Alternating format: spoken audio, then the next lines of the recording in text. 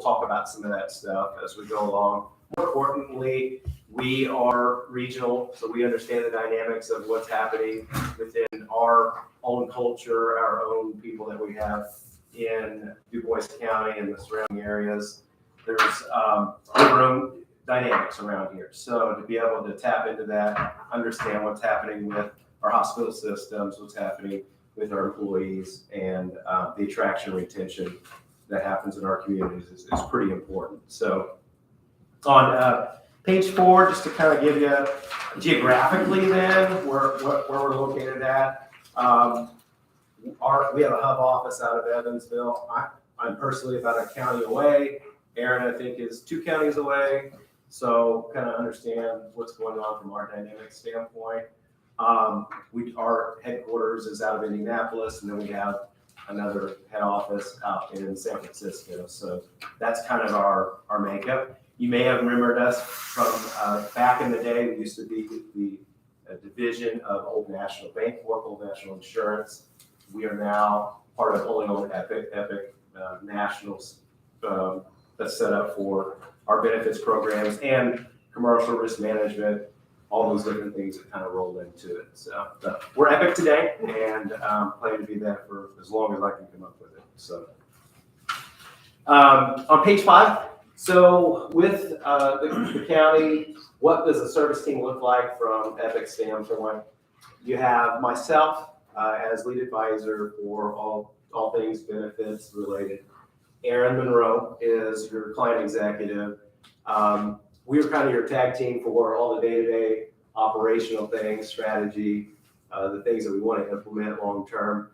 We help out with those day-to-day operations. We also have Beth Hancock, who would be a part of the regional team, and Beth would be kind of for an employee standpoint, would have access to her for any kind of questions that pop up, billing issues, things like that. They could go straight to her. If you didn't want it to filter through HR, we're happy to be a filter for that as well.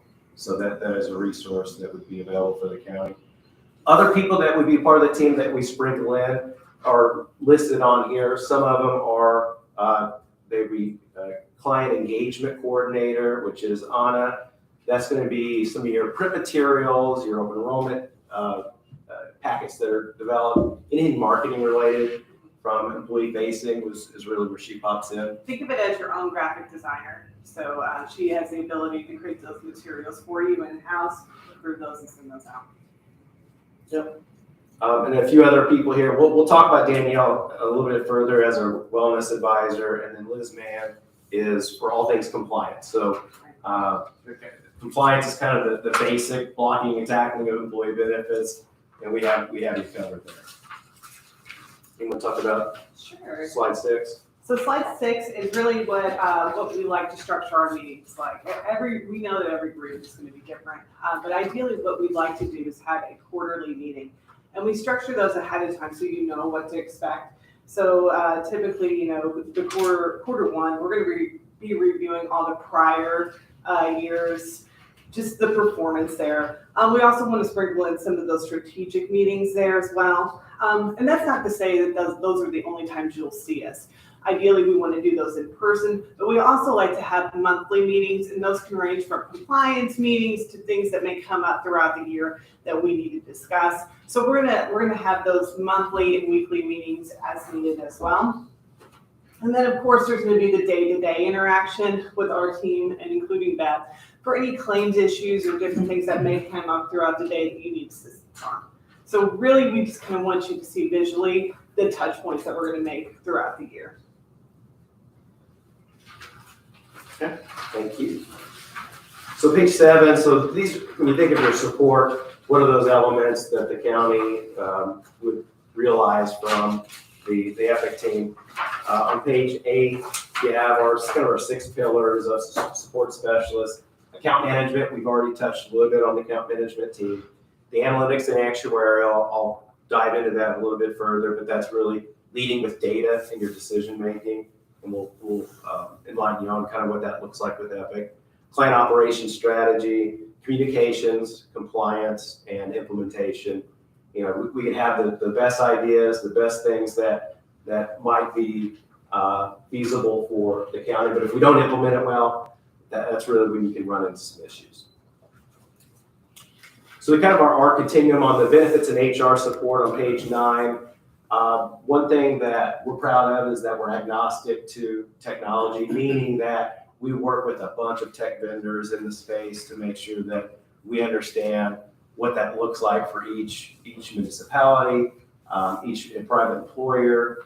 They all have a unique need. So we can't just have our own one system for things like that. So we want to make sure that we're agnostic to that. We actually have a tech team that can help vet that. So if you feel like the technology space is something that we need to dive into, we have folks that can run that.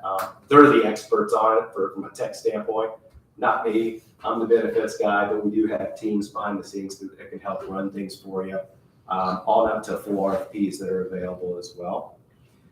We also work with the third-party administrators, the TPAs that run your health plans. We have some TPAs that we have within the Epic, I call it Epic First, that we use. We actually own our own TPA, but we work with the major TPAs that are in the marketplace. Your current one that you guys have now, we have multiple clients with, very familiar with UGS from a claims processing standpoint. The HR administration and compliance support through Mineral. What's the name of your TPA? Employee Plans LLC is one that's part of our ownership. Yep. So if it's a good fit for a company, then we'll bring them in as an opportunity. What we found is that TPAs can be as unique as the companies that they serve. So making sure you have a good fit for what you guys want, and then TPA that's there for you. HR administration compliance support. Aaron will talk a little bit more about that and show you a quick snapshot of what those programs look like. Employee engagement technology, the high touch support team through our Epic help desk, and then delivery through any kind of licensed programs for tech related things, BSWEB or Solarix, the bin admin systems. Those are there for you to take advantage of. Okay, we're talking about slide 10. Absolutely. So I can spend 30 minutes long just talking about this one slide. Mineral Think HR is essentially a HR platform that you all would have access to. It's just included in our service. It gives you the ability to call out and speak to a expert in real time via phone. You can call them, or by email, which is nice as well. So just to be able to have that extra leg of support for your HR staff is really great. It doesn't have to be benefits related. It can be anything from hiring and firing or other elements of the day-to-day work that you have access to those people to get a second opinion on, which is really great. In addition to that, there's a living handbook that you can use. So you can keep your handbook there, make changes to it, update it, make a whole new one. It's a really great feature on this platform that we can show you there as well. There's content there that you can get, whether it's based on laws, regulations, whatever it may be. It can be state-based, it can be federal-based. It's a great library of resources there to get that content.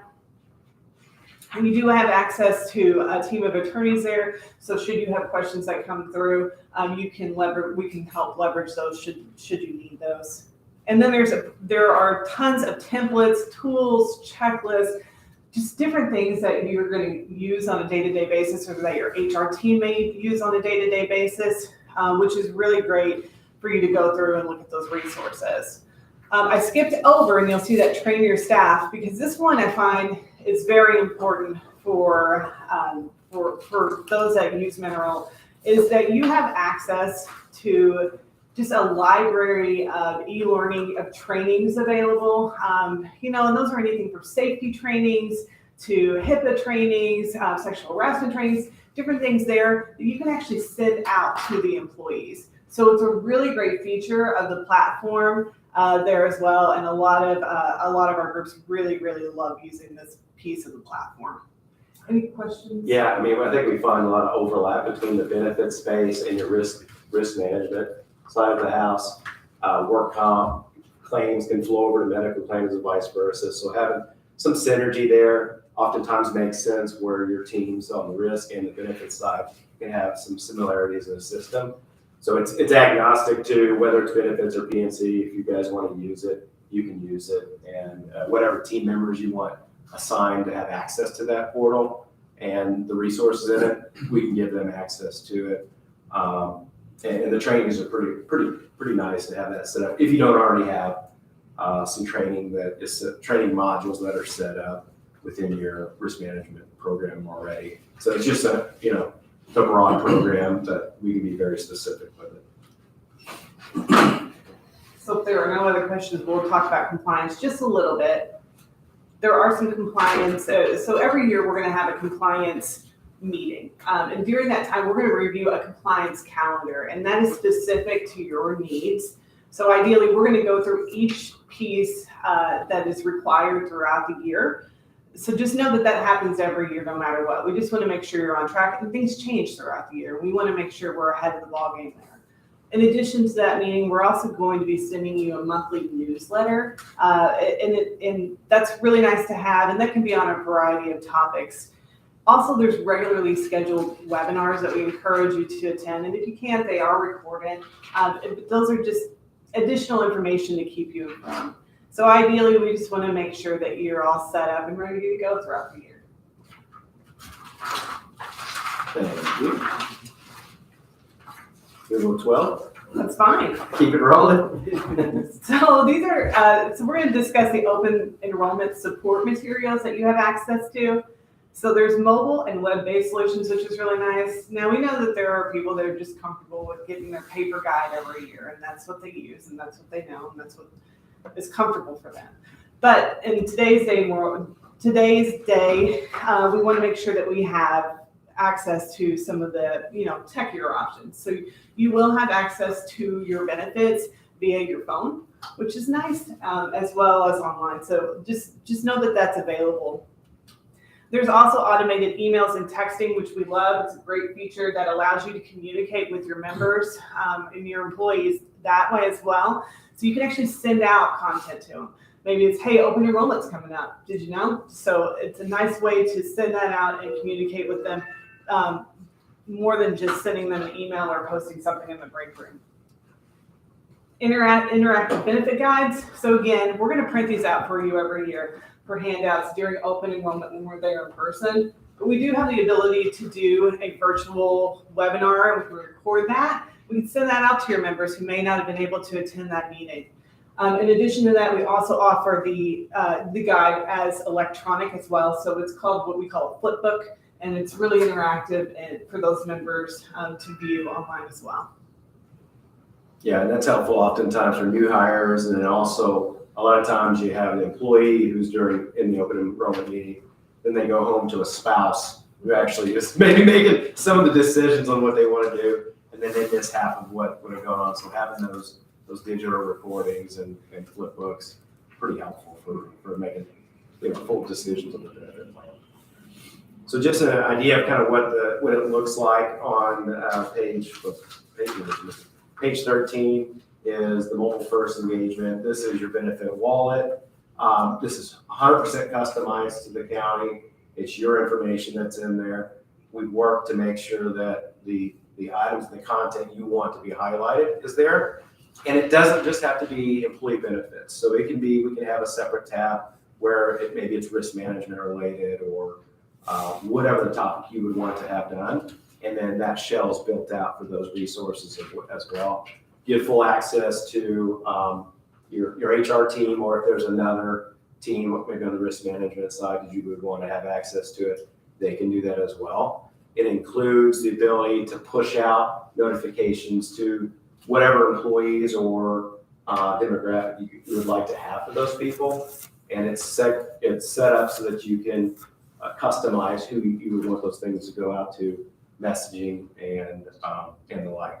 So email, text, you also have surveys you can put out. So if we're trying to get a quick survey out on our employees of, what days are they interested in having off during the year? I'm just throwing something out there that you could do quick polls and get that information. Most of them, right?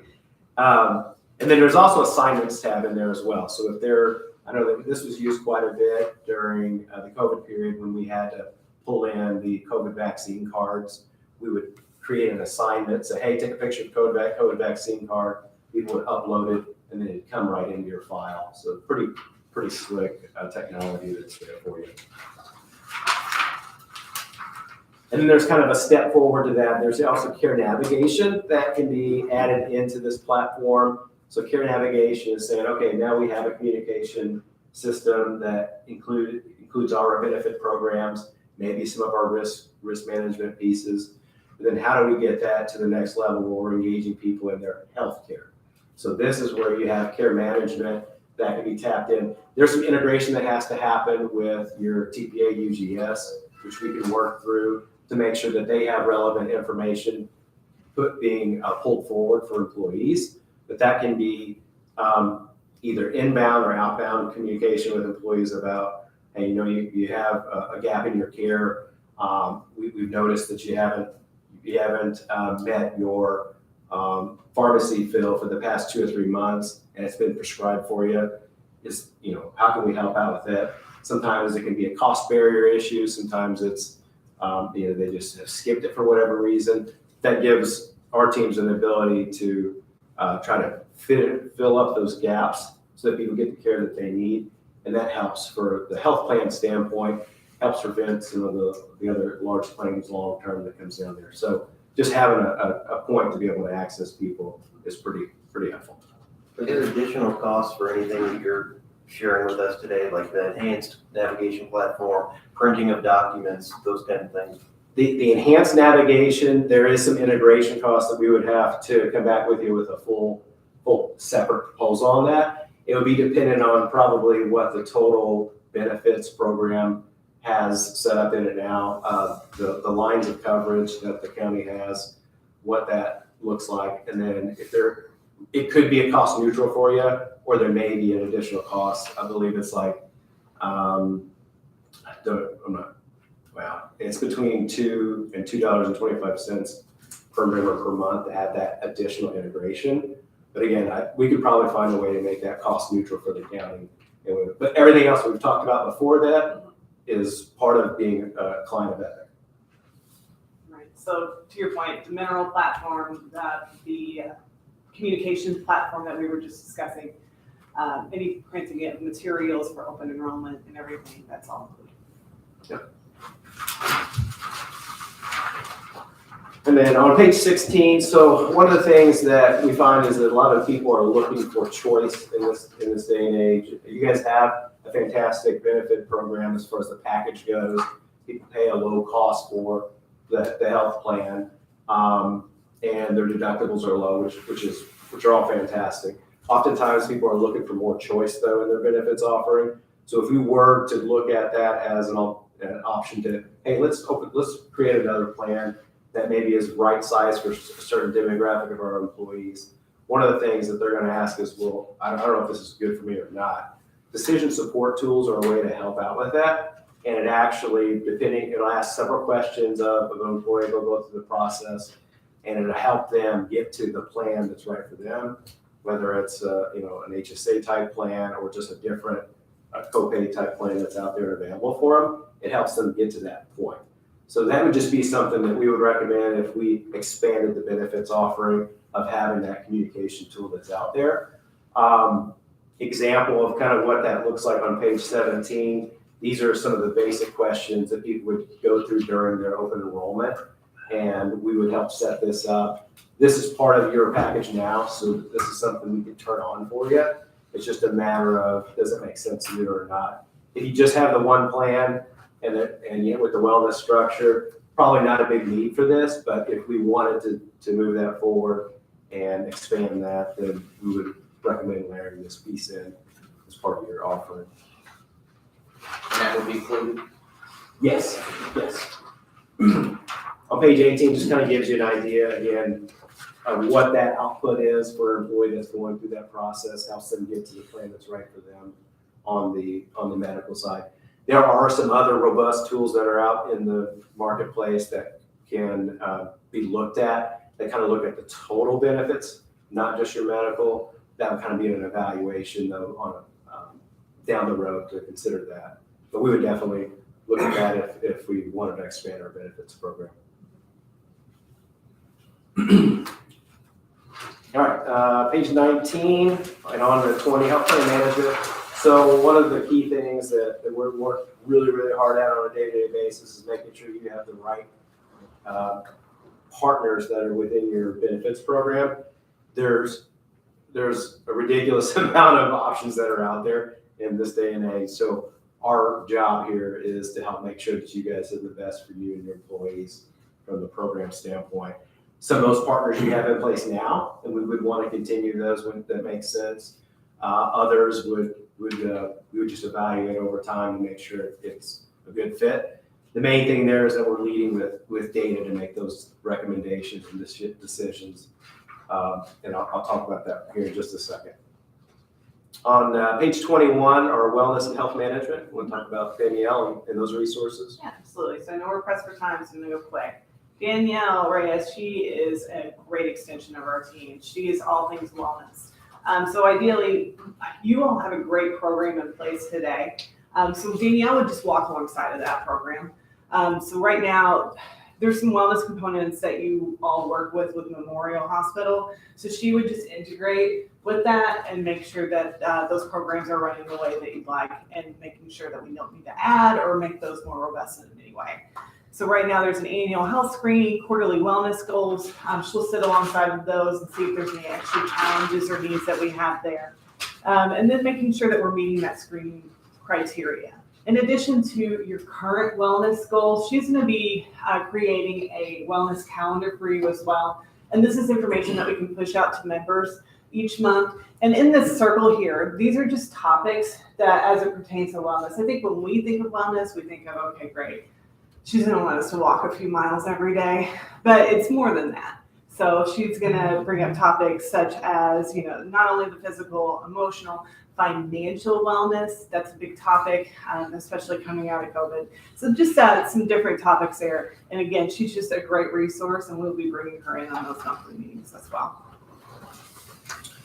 On page 22, so our firm uses Virgin Pulse. That's kind of a corporate-wide initiative, and we're very, very versed in it. You guys actually have Virgin Pulse available through your programs now. We would highly recommend enhancing that relationship, bringing those resources forward so that you do have more of a voice and an ongoing program for employee wellness and well-being.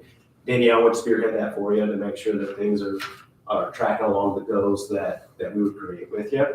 But this technology is there for you now, and we would recommend moving forward with that as soon as it makes sense from your standpoint. A couple screenshots here, just kind of what that experience looks like.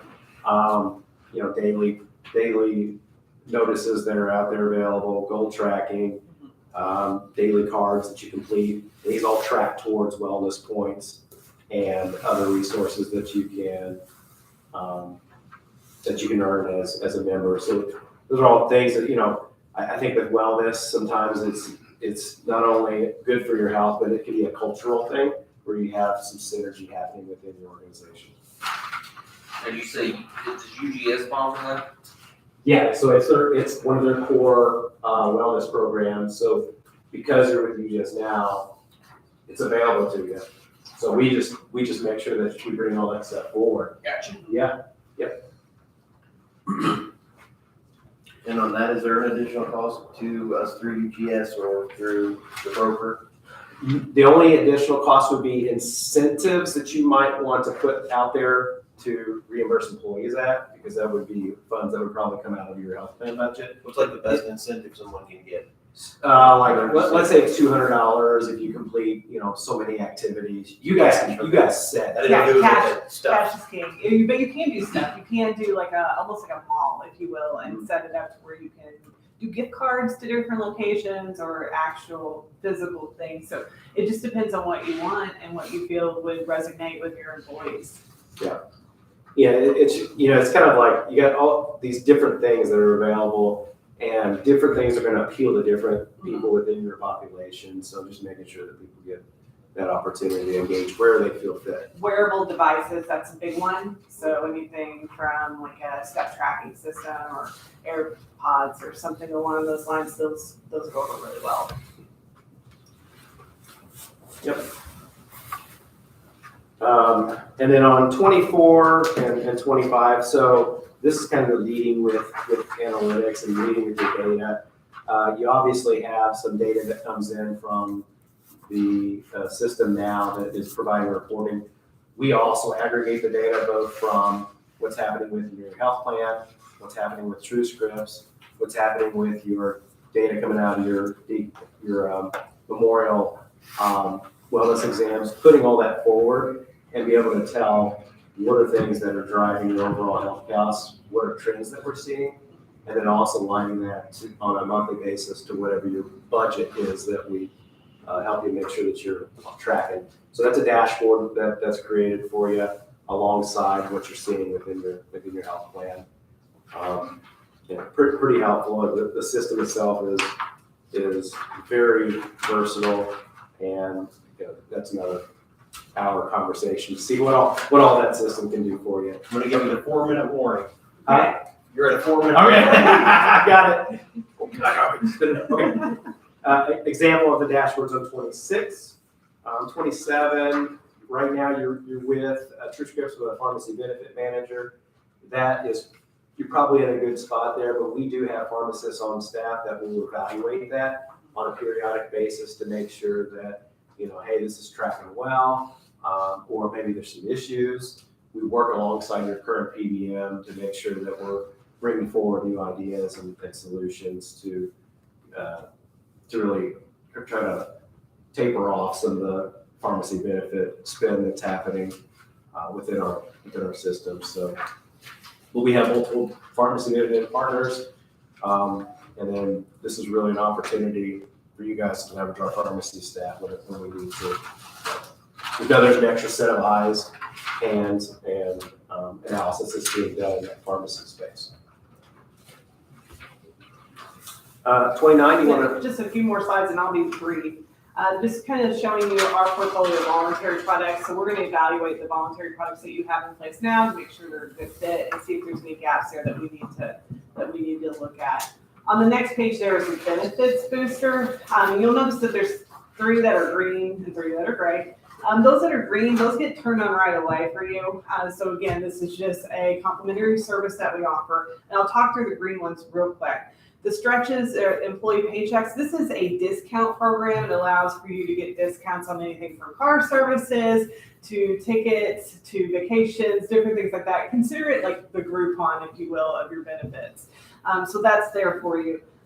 Legal services and coverages, so that's available to members as well. That's on a voluntary basis, so you as the employer wouldn't pay for that. Should the employee need to reach out for legal services, they have access to that. And then, of course, pet insurance. This is one of those benefits that's really important. The number one requested benefit of 2023 so far. And again, these can be done on a direct bill basis, which means that finance will love us, but should an employee want a benefit like that, they can get those. Again, this is nothing out of your pocket, but just allowing those extra benefits to roll through. The gray ones there, those are listed. They can be added. They are an additional PEPM cost. We can talk through those in greater detail when needed. And then last but not least is just our timeline here. So we went ahead and created a timeline. This is just a sample timeline that we use, but really just to keep us on track here. From decision making, just to kind of show you what we would do from decision making all the way through renewal. We want you to know that we're going to keep to this timeline and keep on track for all things benefits. Yeah, so that's our quick elevator half-hour go-to for you. Why we think Epic and Aaron, myself, Beth, and our team would be a great opportunity for Du Bois County to continue their benefits program, layering the resources that we have curated from a national standpoint, but then delivered to you and your employees on a local basis. Questions, commissioners? No questions. Thank you very much. Mr. Rhodes? No, I think I'm good right now. So, Okay. yeah. All good. We're around. Say anything, anything? Nope. Good. That was great. You guys did good. Appreciate it. Yeah, appreciate it. Thank you, guys. Any questions? Let us know. You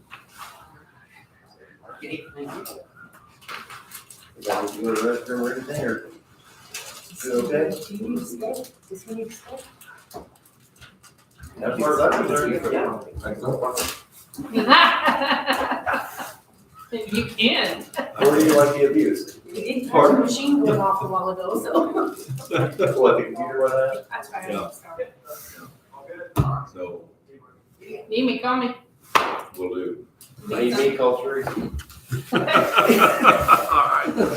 He usually See does. y'all. I'm usually down there in the flash. Hey, did you guys get the sign out of the ditch on Kellerville Road?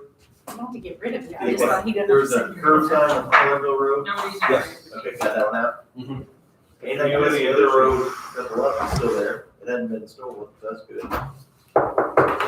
Yeah, so far, it's been good insurance. Every day I drive by, still there. Is the traffic moving at the dump site behind you?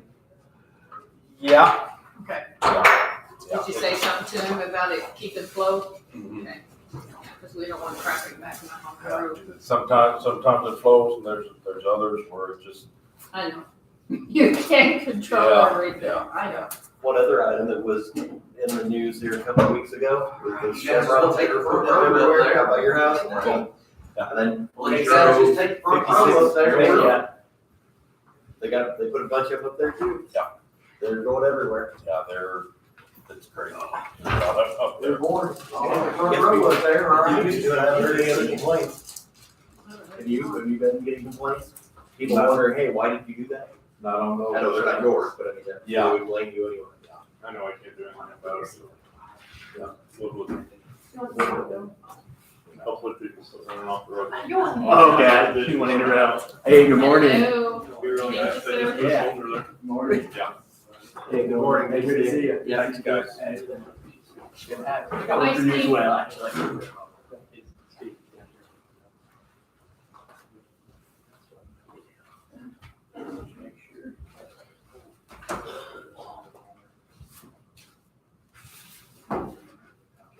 Thank you. Yeah.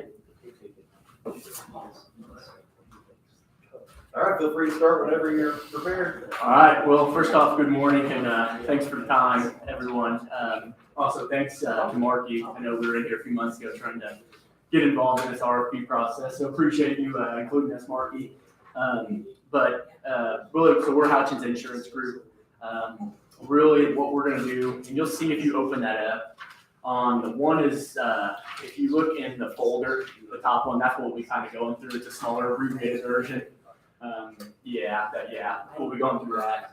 The first really 6 to 7 slides I'll be talking through pretty quickly, just at time constraint. So we want to kind of get into some things. Really, the reason why we're here, why you all want to partner with us. So certain things we want to talk about that really show that we differentiate ourselves from other agencies and just so on going forward. But if you flip to that first page, really about us, Hutchins Insurance Group. So we are actually a subsidiary under Hutchins Industries. Hutchins Industries is actually the largest privately held ESOP in the country. So we are one of 23 subsidiaries under Hutchins Industries. You've probably heard of Hutchins before because they actually own the IGA here in town. They also own the Sheldon's Express in town. And then us growing the insurance market, we did open an office here. Looking over there, you'll see 10 offices located through Kentucky, Tennessee, and Indiana. Most of those are in Kentucky. We're also in Nashville, and then our newest one here in Jasper. We were actually over at the Livewire building back there by Indiana Furniture, but now we're actually mixed up where I'm at, right over now at the Central building, right across from the old Bronx Bagel. So we're right behind the Copper Fox, and actually I'm right above the Parlor Donuts. So I don't know if that's good or bad, but we'll figure it out. Growing pretty quickly, almost tapping out about 400 employees. One big thing I want to point out is our 7-year straight best places to work. As I mentioned, we are an ESOP. We all have that ownership mentality. You'll see that from our receptionists all the way up to our CEO, our leadership team. So that really meant a lot to us. We would continue to keep that going. A few other things on here real quick. Clients in all states, really. 96% retention rate. We typically only lose groups when we partner with them if they get bought out or if they go out of business. So a big thing with us is when we partner with groups, we want to make it the long term. We want to stay with you and help you as much as we can going forward. And then we're in multiple industries, really in any industry that you can name, we are included in that. Going to the next page here, wanted to put this together and just share this with you. So I know I mentioned we did start an office here recently, but we are not new to the area. Dan and Brent, they'll do some talking here, but they've been working in the area for years. You'll see a lot of these groups right here in the area. One thing I do want to point out, since we have started an office here in 2021, a big thing that we've kind of been pushing, what groups have really been pushing on us is they're glad someone local is able to do this now. They really like that. So why I say that is because we are committed to growing in this area. We want to be a staple in this community going forward. So, coming back, if, showing this to you a year from now, I think this is going to look a lot different, just because we're in a lot of talks with other employers in the area. And one other thing is we are very familiar with Patoka Valley, who you all currently utilize right now. We work with 11 other employers right now that do use Patoka Valley, so we're very familiar with that and how everything works as well. Going to the next page here, I won't really talk on this, just quick kind of bios on us. You can read through that, but I'll let these guys do some introductions as well about that. Going to that next page, if you look at page 5, so this would be really the account team that would work if we were granted to work with you all in Du Bois County. We figured it'd be best not to bring 10 of us in here because you'd probably tell us to get out after each of us talking for 3 minutes. But Joy, so she'd be the account manager, a lot of the day-to-day stuff, working really closely with Marky. And that doesn't mean, if we were granted to work with you all, us three just step out of the picture. We're still very involved. Mary Ellen, so she's our compliance officer. Anything really coming out of Washington, hard HR situations that you get into, she is the closest you can be to getting to an attorney. What we've seen really cool with her is she's been able to save our clients a lot of money not going to attorneys. So she can help you all the way up until she says, you know what, you really do need to seek out an attorney for this going forward. So very big. She does handbook reviews, anything making sure that you are compliant with your health plan. Graham Cook won't steal any of that thunder. Dan and Brent will talk a little bit about that. Heidi Simpson, so she's our director of clinical operations. Trust me, you want her to talk about clinical operations over me here. So she'll come up and do that. Morgan Roberts, she's our director of marketing, leads our marketing team. Marketing in our world is helping shop your coverage, meaning shopping your stop loss, shopping your dental, shopping your vision. And one thing I want to point out to that, and what a lot of employers think is, if you guys did decide to make a move from your current broker, a lot of employers think that means we're going to come in and blow everything up, meaning, we fire your current TPA, UGS, we look at different dental carriers, vision carriers. That couldn't be the farthest from the truth. What we would do is basically just come in and assume the role is what your current broker is right now. Granted, we may come in and suggest, hey, Marky, we should maybe look at this going forward, or this could maybe save your money on different things going forward. We just wanted to point that out. We're not looking to come in and blow everything up. Really just want to be your quarterback going forward. Alex Cox, he leads our technology and benefits. I'll kind of touch on that. Employee Navigator we offer to you all. And then Allie, benefits communication. That's more so when you get into your open enrollment and everything as far as talking with your employees. So with open enrollment on that next page, we like to be, and I don't know how involved they are right now, Marky, but we like to be involved as much as we can with open enrollment. These are some we did for some of the employers in the area. We like to be involved as much as we can to really help that. Open enrollment is a confusing and it's a big thing for companies. So, as much as we can do, we do those for each employer. We will work with Marky and whoever here would ever how to customize that. What's really nice as well is on the back of that, you'll see we put a contact sheet. So you can see they can reach out to anyone that they would need to. But we get rave reviews from these, passing these out to employers. So like I said, as much as we can do to take off your plate, Marky, and the other HR here, we'd love to help with the open enrollment going forward. And going to the next page. Sorry, like I said, I'm trying to get through these pretty quick and let these all talk as well. Big thing that we're offering on page 7. So Employee Navigator, you may have heard of it in the past. It's really an all-in-one benefits communication system. So it can house your enrollment, your compliance, anything with HR. We offer that to all of our clients for free. It does not cost anything to utilize that. So really what we would do is Joy, who would be your account manager, she would have access to that. Marky and others on his team would also have access to that, like an admin. And really that will house everything going forward. What's really nice about Employee Navigator as well is it talks to all your vendors. So, your TPA, UGS, your dental, your vision, all your other carriers, it will automatically talk to them. Meaning, so if Marky goes in and terms of, say, someone leaves, he's got to go in there and term it. He can go in there and do this in this system and automatically feed out to all those vendors. So that saves him a lot of time. So he doesn't have to log into each one, UGS, your dental, your vision. He can just do that all in-house with one. And that, as far as the employee navigator, like I said, that is free to all of the clients that we work with. Marky, we pay a charge for that service currently. Currently, we do. And it'll go with that employee navigator, is that the same one? It's different than Employee Navigator. We use Steel Benefits right So, now, okay, you which mentioned is, that. yeah, which is really similar to that, Yeah. I think. But I'm going to turn this over here now to Brent to kind of hop in on this next page on page 8 with you all. Okay. Good morning. Thank you all. Brent Thomas. Max got through it real quick because he knows that the slow talker from Kentucky is about to stand up here and talk to a few things. So I appreciate you We have giving to us make some up time. for Brent. So it's all about making up for the slow talker here. So I'm going to try to get through it pretty quickly. One, thank you all for your time this morning and giving us the opportunity to come and speak with you all about your benefits. I know you all have a big decision to make in regards to who you want to work with going forward. And we appreciate you giving us that opportunity just to be here and present to you. I'm Brent Thomas. I'm the Vice President of Employee Benefits at Houchins Insurance Group.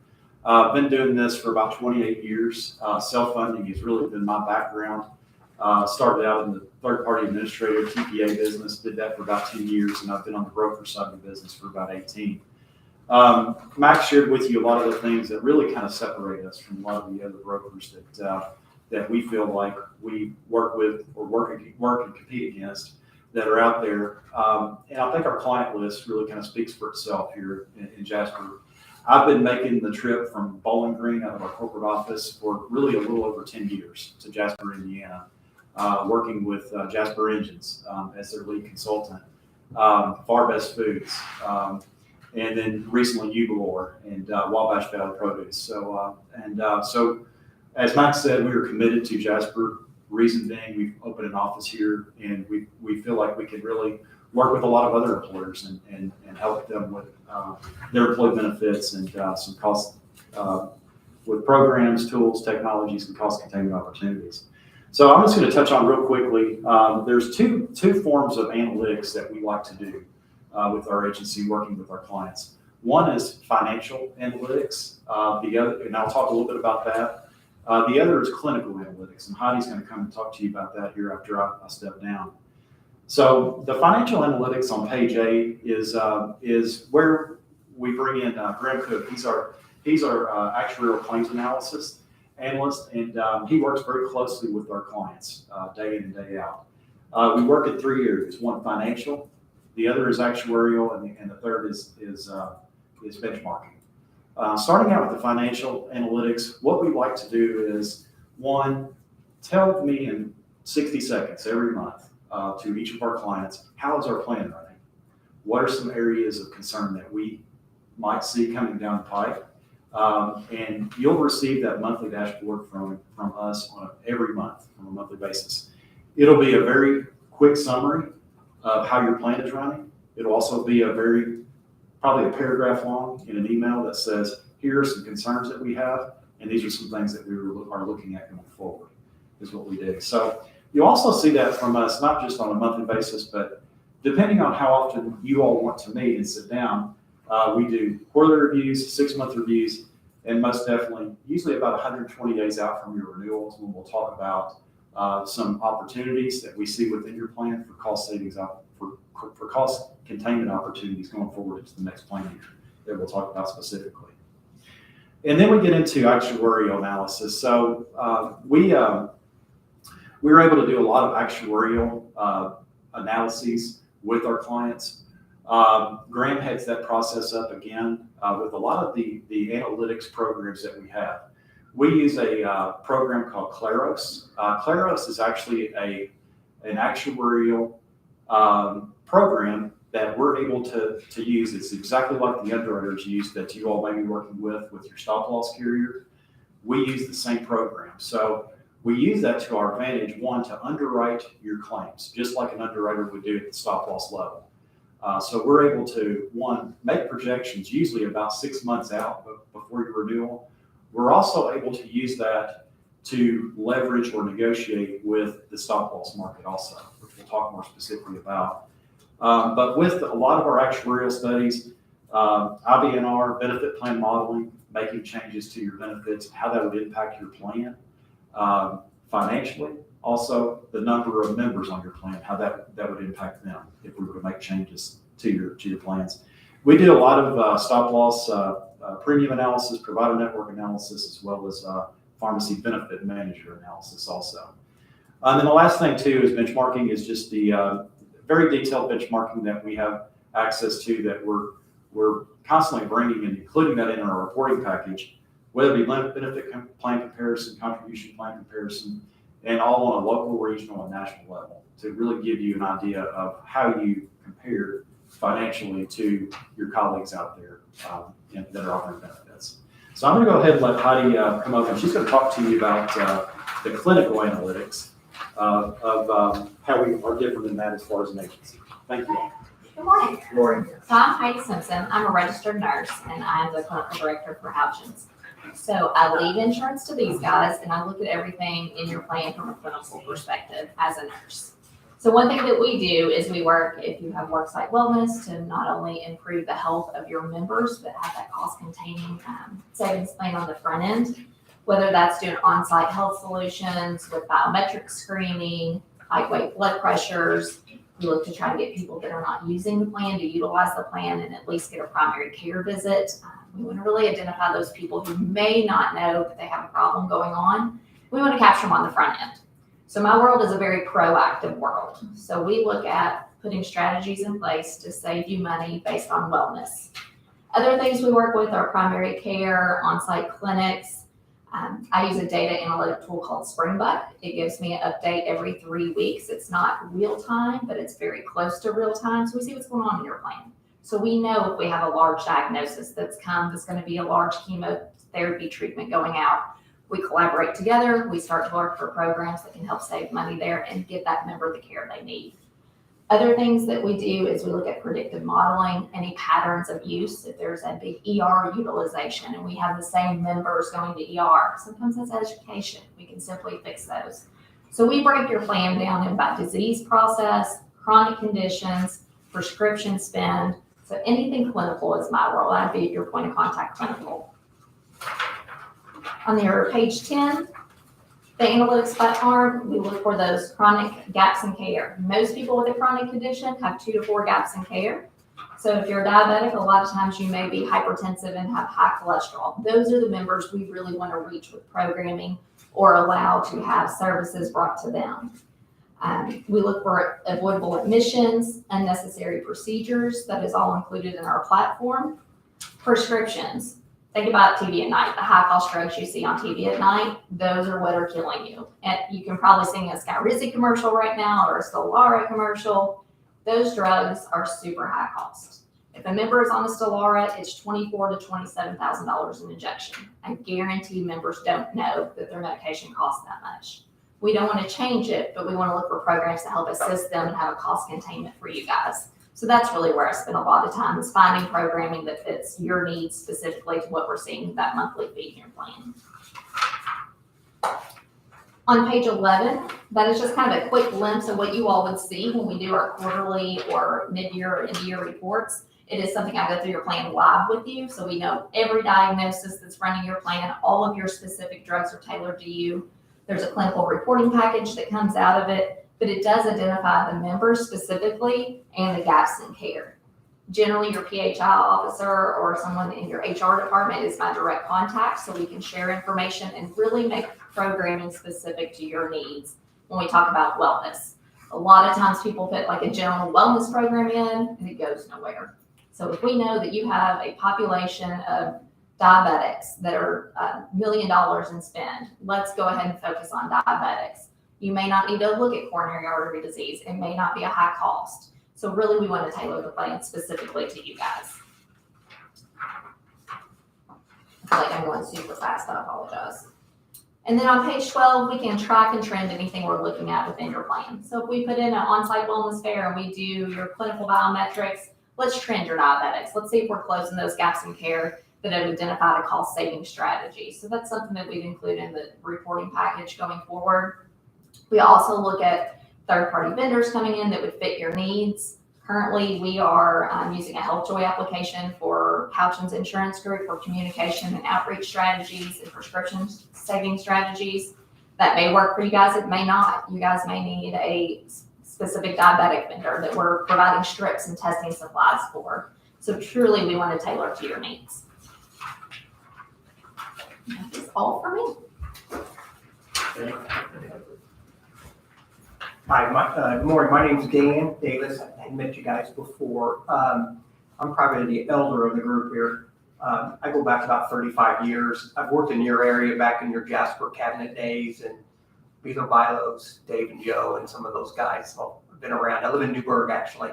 I basically support Max up here as much as I can. And I have clients as old as Wire Electric, right there in Ferdinand, back to the 80s. I kind of grew up with Fred, and unfortunately Kathy passed away, but I felt like I was part of the family there for years. Work with Automated, Thermwood, some of the groups kind of around the area, then support these guys and some of the ones they're doing here. We've got business in Evansville also that's kind of a growth area for us. What I want to go over real quick is just what sets us apart a lot from the marketing perspective. We have a dedicated marketing team.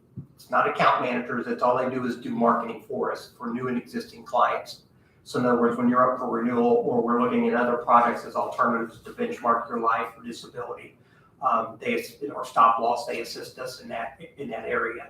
And that's fully what they do, focused to that. It's not trying to service clients and take it out to marketing. They're strictly based, with retaining business and making sure that you're getting the best prices possible. You'll see a sheet here. These are the players that we work with. We're considered a preferred broker with these players just because of our size. So it gives I can tell you, growing up, I've kind of worked on the carrier side and the broker side. I failed to mention earlier, I was managing Blue Cross and Blue Shield out of Evansville, Western Kentucky for several years and got into the agency side back in the 90s. But we're a preferred broker with most, if not all, of these carriers. The one thing that sets us apart for Brent and I, as far as on the stop loss, I'm kind of like Brent. I've kind of worked the stop loss area, self-insurance for years. I managed the fully insured, but spent most of my time in the arrangements you guys are on. When our marketing team goes to market, the one thing we don't do, the only thing that we actively do, I think sets us apart from any other broker is I'm actively on the phone with the stop loss carrier and the underwriter. So in other words, when we get those numbers back, we get involved. So it's not just a marketing, we pass it on. So it's not, we spreadsheet, but I can tell you I have first name identification with the underwriters, because at the end of the day, I need to know about your group and what's going on to make sure we've got the best numbers in front of you, with the same player. I'm a big fan of stability. I don't like moving my clients from stop loss care to stop loss care, but so I try to build those strong relationships with those players, that are going to be there long term. But as far as from the marketing standpoint, that's probably the biggest difference is the fact that we have a team that's strictly doing that. We're not, we'll benchmark it, but we're not a big spreadsheet company. We're going to come in and do the due diligence, and then we're going to make the recommendation to you. That's why we have a lot of the business that we have up here, is that Brett and I have been actively involved in the self-funding for years. So it probably sets us apart. Some of the other agencies, you got a lot of newer brokers coming in the marketplace. A lot of times somebody else is doing the work. A lot of times, I would tell you the broker community's changed. Your cost has changed. I mean, I go back to the 1980s when the single rate was $66. Nobody thought it would go through 100. Look where we are today. So the thing that's probably really sets us apart is we're a broker that actively trying to control your costs, not just pass a number on to you. We want to do things with Heidi and some of the things that our agency does very hands-on, because I've always felt like I want to protect your checkbook as best I can. If it's a big claim, Brett and I are going to be involved in it through the help of Heidi negotiating.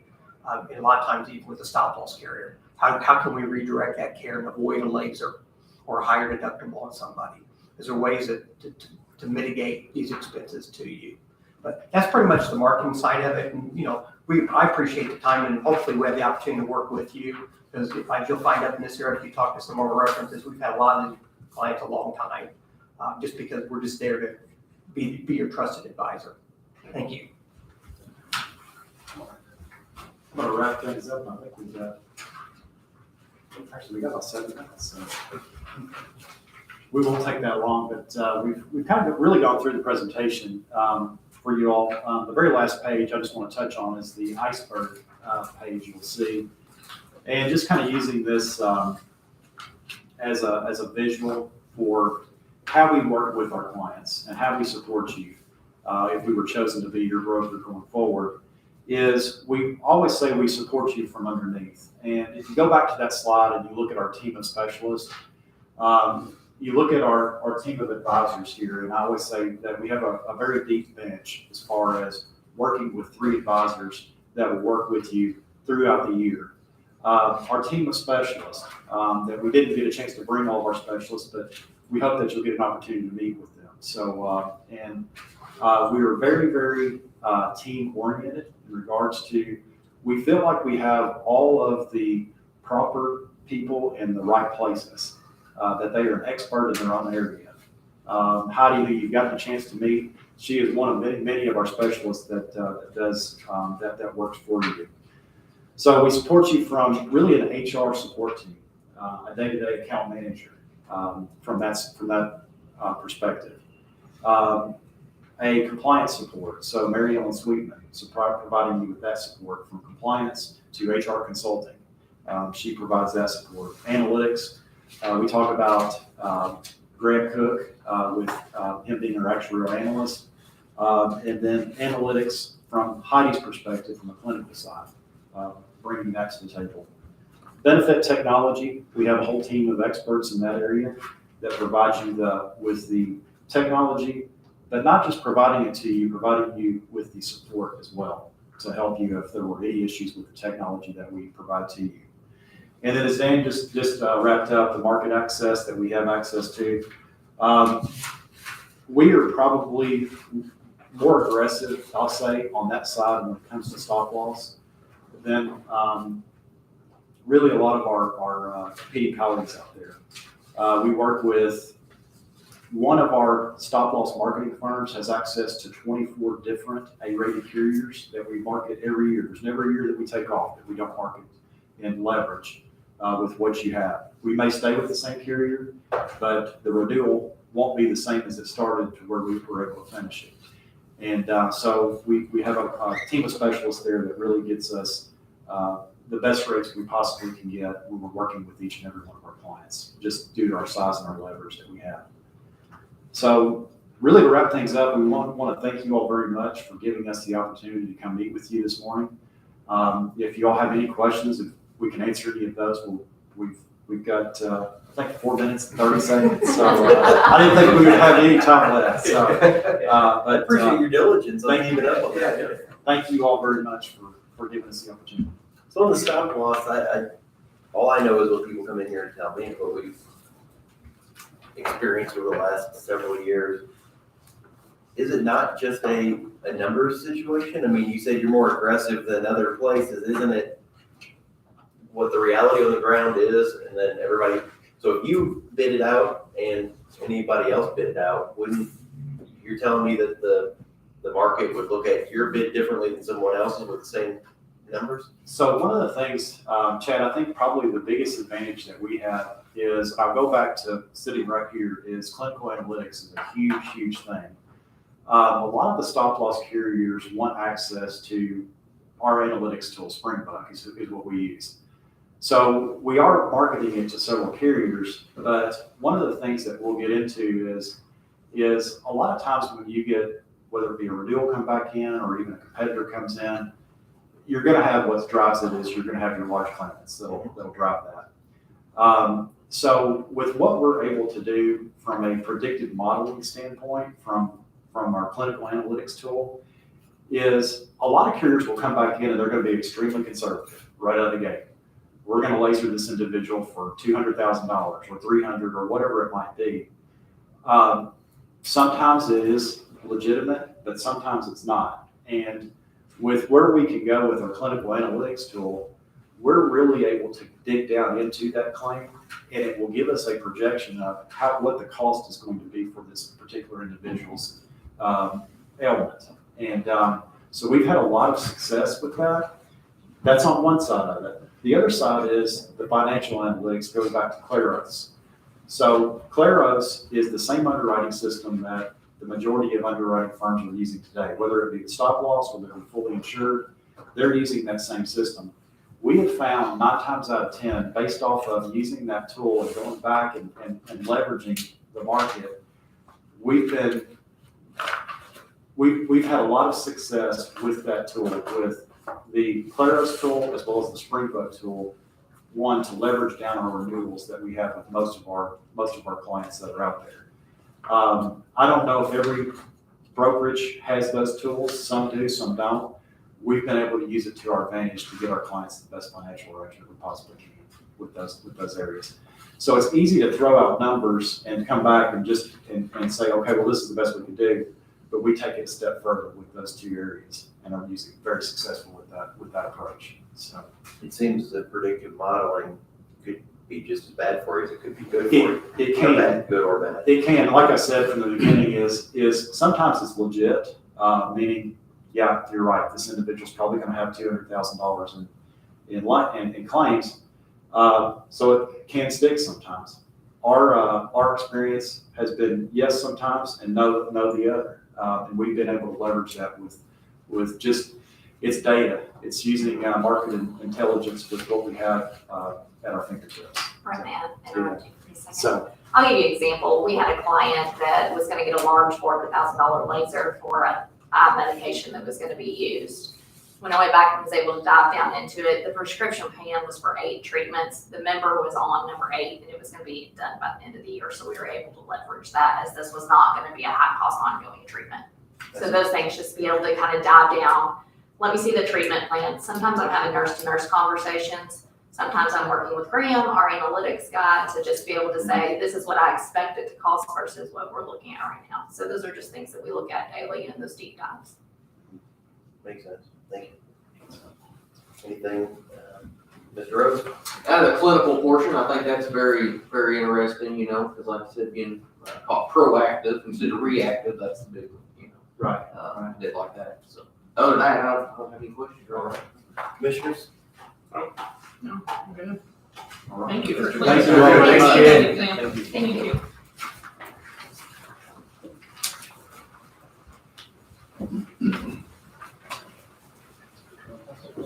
Fastest I've ever heard you talk, Brent. Thank you guys. Have a good day. Thank you. Do you mind if I steal those back from you, just the far best NECS one? I gave a few to Marky, but I want to share those with you today. So which one, Yeah, just these. I think Marky has a few of them.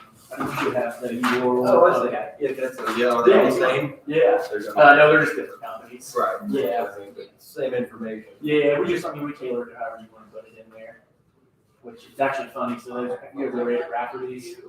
There's one down in Evansville. So we actually share a print shop. We share down an office with them. They have a print shop. So they're actually on their menu. So, but hey, thank you all for the time. Appreciate it. Thank you. How's everybody doing up here? We're good. I think I might actually sneak out and use the restroom myself.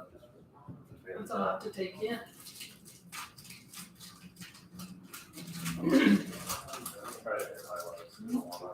Oh, you see my sheet. Look at my sheet. I know their husband's name is Nick. They do. Yeah, I thought right there too. That was the first thing I thought of when this came across. I thought, she's a big factor in this equation because he.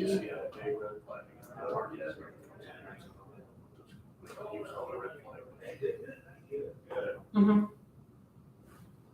And you've also got to look at the cost. I realize that. Sometimes when you pay a little extra, I like to We'll get up to the front there, and we'll get started right off out of the gate here. Okay. So, perfect. Good morning. Good morning. How are you? Good. I'll be right back. Nice to meet everybody. Hello, sir. Name is Ben Brabender. Hello. This is materials for. How many do we have? We have 4, and include me back here. Okay. So, Perfect. all right. There you go. How was everybody's weekend? Good? Good. A little bit better if I could have pulled it off last time. I tell you what, just felt like the effort wasn't there or something. I don't know. I It knew was it was gonna happen. frustrating. At some Yeah. point, but, Yeah. I mean, at least we didn't go when this one gets smoked by Houston. Yeah. Yeah. I don't know. It's all about guard play, you know? So would you like me to get started or? Let's wait for Chad to Okay. get in, so. Perfect. Then we'll get rolling. Okay. Yeah, I came up from Indy. I went to IU, but I was going down memory lane on 31 a little bit, and it just made me sad this morning thinking about it. I think he's got us on the right track. It's just a matter of getting all the right pieces fit in there. Yeah. Hoping to get something in there, replace Davis, you know, it'd be nice to get His some little brother's coming. good recruits in, you know. I'm like, okay. Now this whole transfer portal thing, and Well, you never know what you get there, do you? I'm excited about that Cubs kid coming in next year. all morning. Yeah. Strikes me as the type of guy that's gonna be there for 4 years. He's gonna Yeah, he's got a little Aaron Craft in him. just drive everybody crazy. Yep. Yep. He's actually from my hometown. Oh, really? So, yep. Yeah, he's like best friends with LeBron's son, so they're always hanging out, and it's kind of cool. Didn't he call him out and wanted to play one-on-one? Yeah.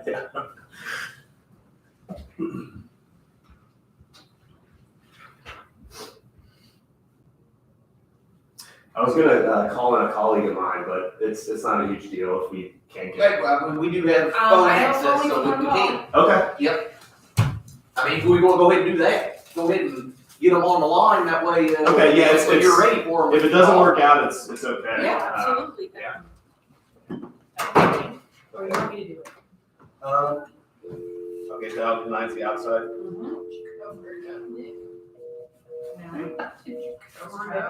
Sharp thing in front of us, so it don't blow towards you. You're awesome. I wish I didn't play the track Try bag. Okay. Did you see that? Did you You see the track missed bag it. on top of it? It's $90. The mist. Get it inflated? All of a sudden, this big poof come out.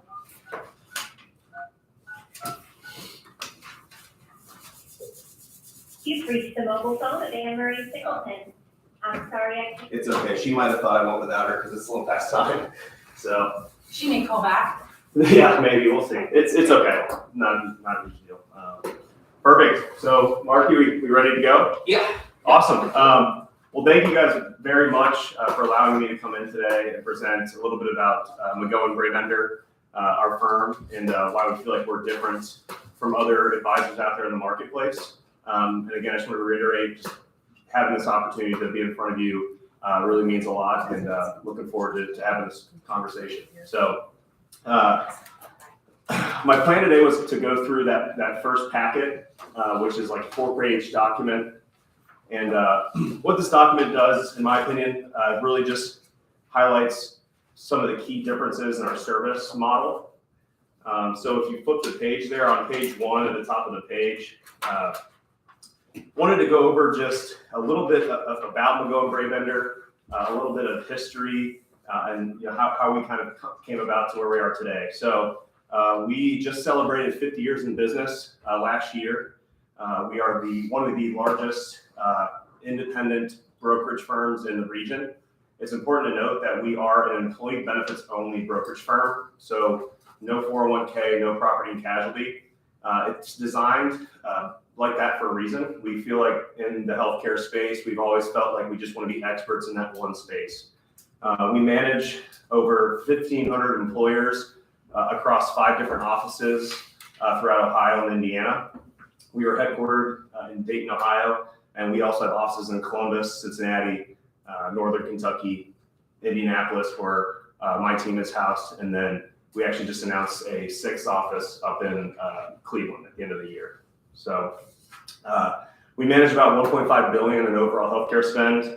I think it's important to note our client retention rates for 2021 came in just over around 95%.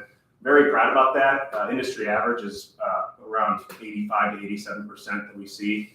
And numbers for 2022 are coming in right at about where we had it last year. So wanted to move on to the bottom of the page, talking a little bit more about the team that you would work with at McGill and Brabender. So myself, Ben Brabender, Matt Heine, who's our office managing director and shareholder, and then Anne-Marie Singleton, who is our director of growth. The three of those individuals will really be tasked with handling the strategic long-term discussions and executing on that throughout the year. In addition to the three that I mentioned, Brian Dahl and Keegan Saban are really going to be, well, I'll say your day-to-day contacts throughout the year. Brian is, I will say, he's probably one of our most experienced and responsive account managers that we have in the large group space. And then Keegan Saban is his benefits specialist, who's really his right-hand man and tackles those day-to-day tasks throughout the year. Looking at the individuals below, I had mentioned your core team, but underneath the core team, we have a variety of different individuals who help with certain aspects of the engagement, from reporting, compliance, communication, analytics, and health management. Flipping over to the next page, we discussed what our typical client engagement looks like throughout the year. We like to have 5 core meetings throughout the year, and we really drive this process for our clients. We feel that having that proactiveness with driving these key 4 meetings takes more time off of Marky, your plate, to be able to tackle other activities within the county. And we would start with your stewardship meeting, which we would have right after open enrollment. And during this meeting, we would recap the prior renewal, recap how open enrollment went, start looking at trends out there in the market, looking into the current year, and then also talk about how we can continue to educate your employees and communicate with them on their current benefits. And then from there, a couple months into the year, we'd like to have our utilization meeting.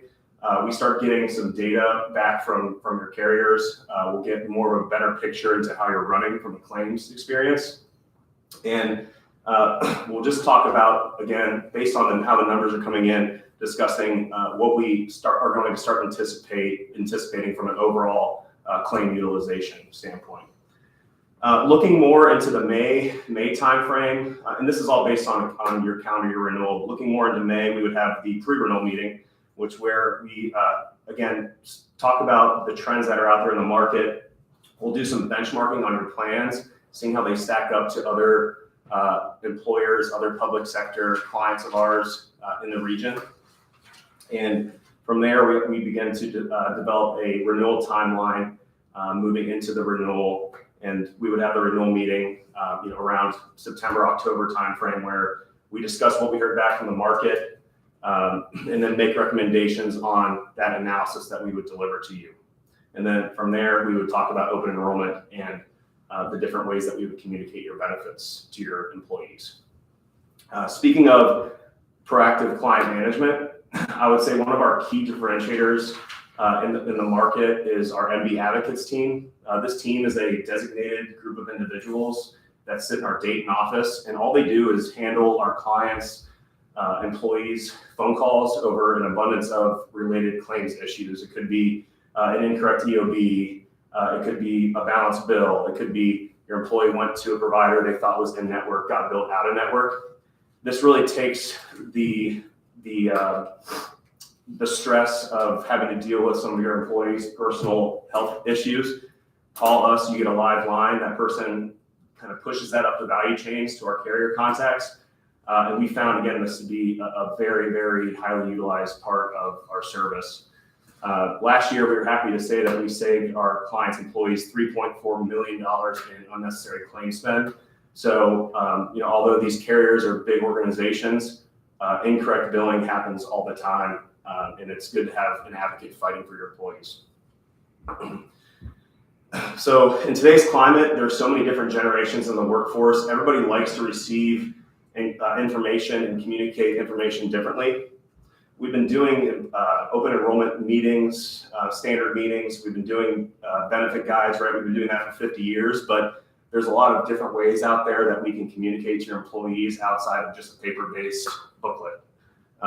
Some of these, we have an in-house studio, so some of the ways that we could communicate are through video, print, what I mentioned, phone or text, and social media.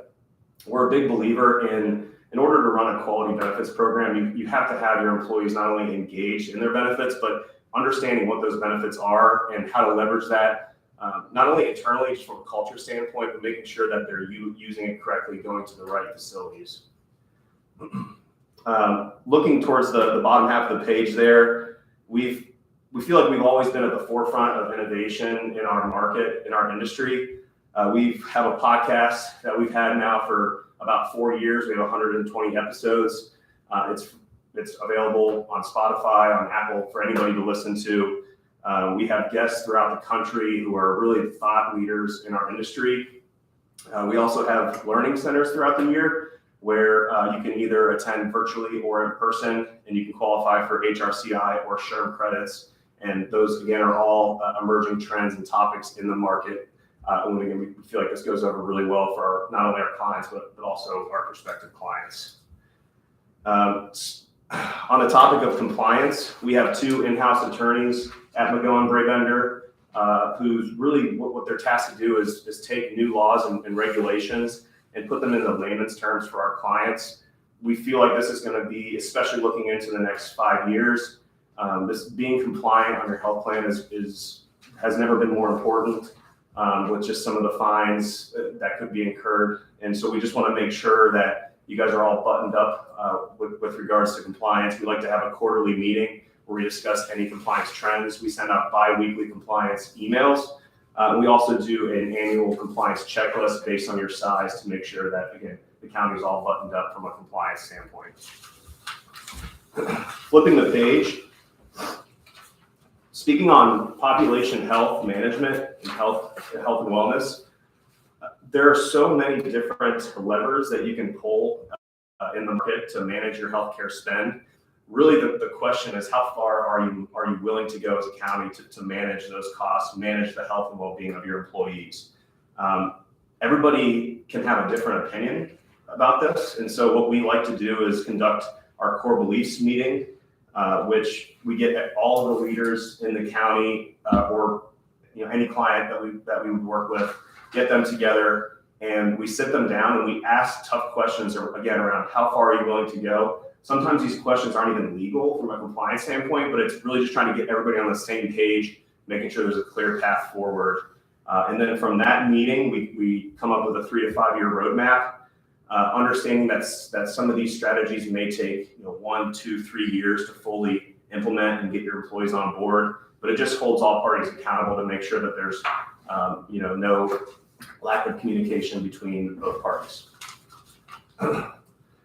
You also have access to a personal client portal and HR hotline. Our team is always going to be available to call or email with any one-off compliance questions, but basically think of this portal as Google for an HR department. There's an abundance of different compliance notices, sample interview questions, employee handbook builder, all different types of resources for any different type of HR related function. At the bottom of the page here, I came from the finance and accounting background. We understand the importance of the numbers driving decision making within the county. And we have a financial and data analytics team who both look at prior history and then also try to look into the future and predict risk through our analytics platform, Springbuk. All leaders of the county will receive a monthly dashboard every month. Very easy to read, which shows your cost versus budget, shows any large claims that have come in, and this dashboard will also track the large claims to see if there's any up and ongoing risk related to any of the large claims. In regards to Springbuk, again, the key with Springbuk is how can we try to, the 90% of an overall group's risk is incurred by only 4% of the population. That 4% of the population is different every year. So how can we try to figure out, how can we tackle that risk, get in front of it before those large claims are incurred? And this is where, again, we'll take risk factors within your health, your demographics.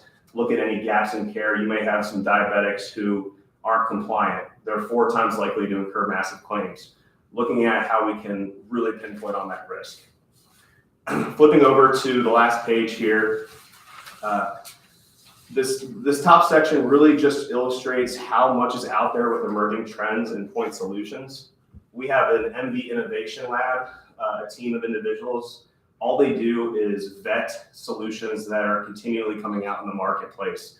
We never want our clients to be guinea pigs on any of these new point solutions, but at the same time, we feel like it's important. There's a lot of strong, powerful tools out there that are directing consumers of healthcare to high quality, low cost providers. Is just one example of what's out there. Speaking of emerging trends, pharmacy, as you very, very much are probably aware, is a key driver right now in the increase of healthcare costs. McGowan Brabender, through our PBM consultant and advisor partnerships, we feel like we have a very clear oversight of what's going on in the pharmacy space. Understanding that you guys are all with TrueScripts today, we have a great working relationship with TrueScripts. I'm friends with Jake Jones. He's a fraternity brother of mine. We have a lot of clients with TrueScripts, and that has really been proven to be a great solution for our clients. That being said, we're going to continue to challenge TrueScripts, challenge what's out there to make sure that there's nothing better out there in the market at any given time. Right now, key trends in the pharmacy space are specialty drug management and also drug outsourcing, international drug outsourcing. Not saying that this stuff would be a fit, but we will definitely make sure that you're aware of it. At the bottom of the page, we are a regional broker, and we feel like what really makes us powerful in the market is that we have a C2 strategic collaboration with 5 other member firms across different parts of the country. We get together quarterly. We discuss what's working in our markets from not only a cost standpoint, but also quality of healthcare. Emerging trends. A lot of times we hear of things that are coming out in the West Coast from our partners that haven't hit the Midwest yet, but we want to get in front of that as quickly as possible. Through this collaboration, we also have that national scope. Yeah, we have that local field. We also have that national scope, and we have preferred contracts with many different stop-loss carriers and TPAs out there to help get preferred pricing. So again, I feel like it's really a best of both worlds scenario versus competing with the national firms, also having that local presence. Last but not least, we have a sister company called Retire Med IQ.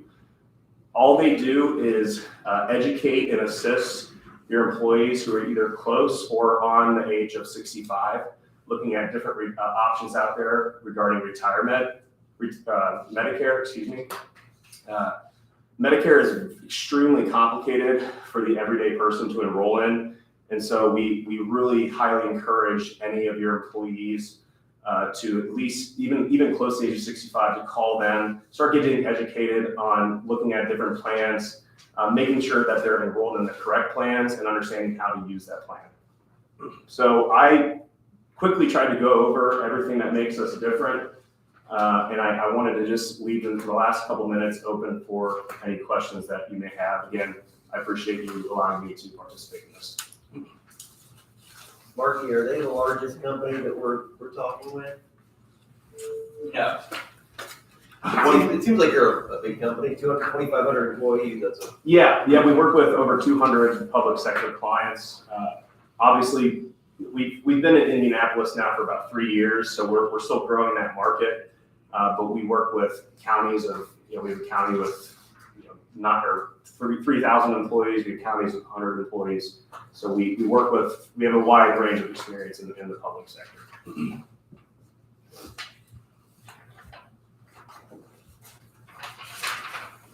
I also just included some other pages back here, which one is an MD Advocates case study, which just shows the work, sometimes the work and time that goes into dealing with some of these claims, taking that pressure off of you and your employees.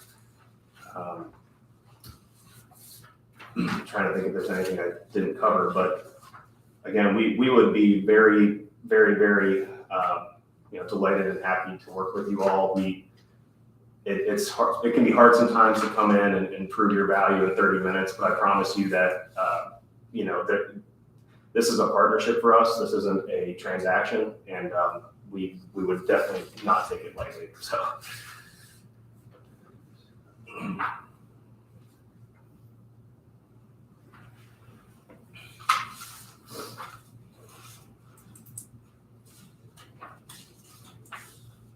So in that case study, $40,000 is the cost to fly somebody somewhere?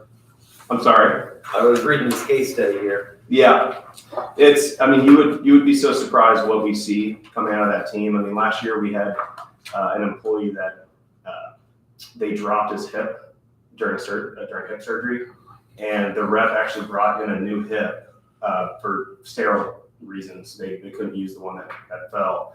Ended up getting charged for 2 hips. He had no idea until he called in to our team and we got it all figured out. But again, things like that happen all the time. Keep the second one just in case. Yeah. Yeah.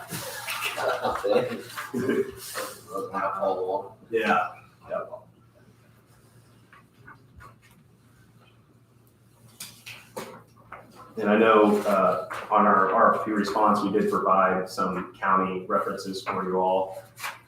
I know you work with Steel Benefits today. They're a strong partner of ours as well. So I didn't know if, Mark, I think you mentioned that you made some calls over there. Mr. Gleason, you have any questions? Not really. Mr. Rhodes? I'm good. Anybody up on the floor? I don't have any questions. Okay. Thank you. Thank you again for your time, and please reach out to me if you guys have any follow-up questions. Absolutely, thank you.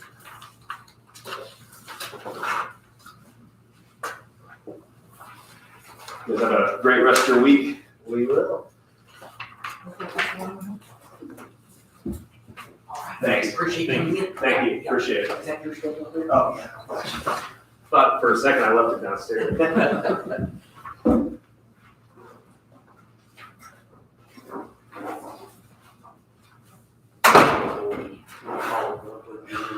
Okay, perfect. Thank you.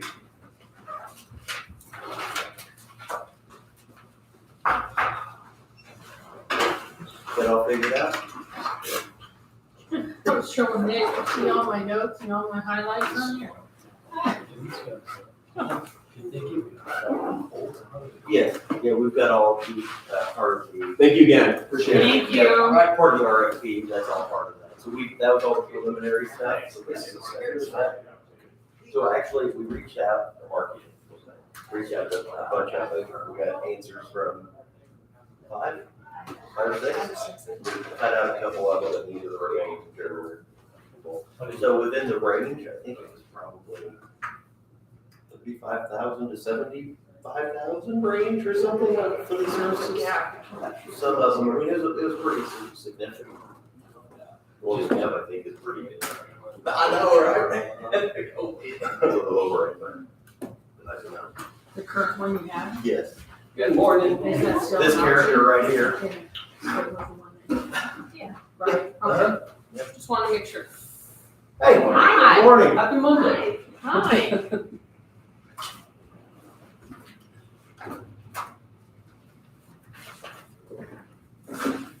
This is where Mr. Hostetter went to the restroom, I think, Yeah. to get a snack or hopefully he's bringing us lunch, I don't know. Yeah. He's been snacking all morning. He has. How many times has he offered to share? A drink after hearing how many insurance presentations this morning. Send him a message. I guess that might be a good thing, marketing thing to make you stand out. Is when you come in and bring snacks. Bring snacks? Yeah. Oh, you should have, I would Hey, which one do you like? In a I don't know. second. One guy brought us donuts. Maybe he was okay. Nick's been snacking all morning. He hasn't offered either one of us any snacks. I'm gonna take this home and at our kitchen. You know table. what, I've got some extra, you'll have enough for 4 plates then. That's right. Yeah. I'm gonna do that. And if you need more, just let us know. We're happy to help you. My son will be like, this is not as good as the dinosaur one I usually. These are new. But I think Gallagher brought these in last time they were here. Oh, did they? Several years ago. Before we. Before us? Before your version. Yeah. It's not gonna fit in your backpack? It's cut it down. Are we ready? I think so. Half And hour, right? let's wait for Marky, he may not know who you are.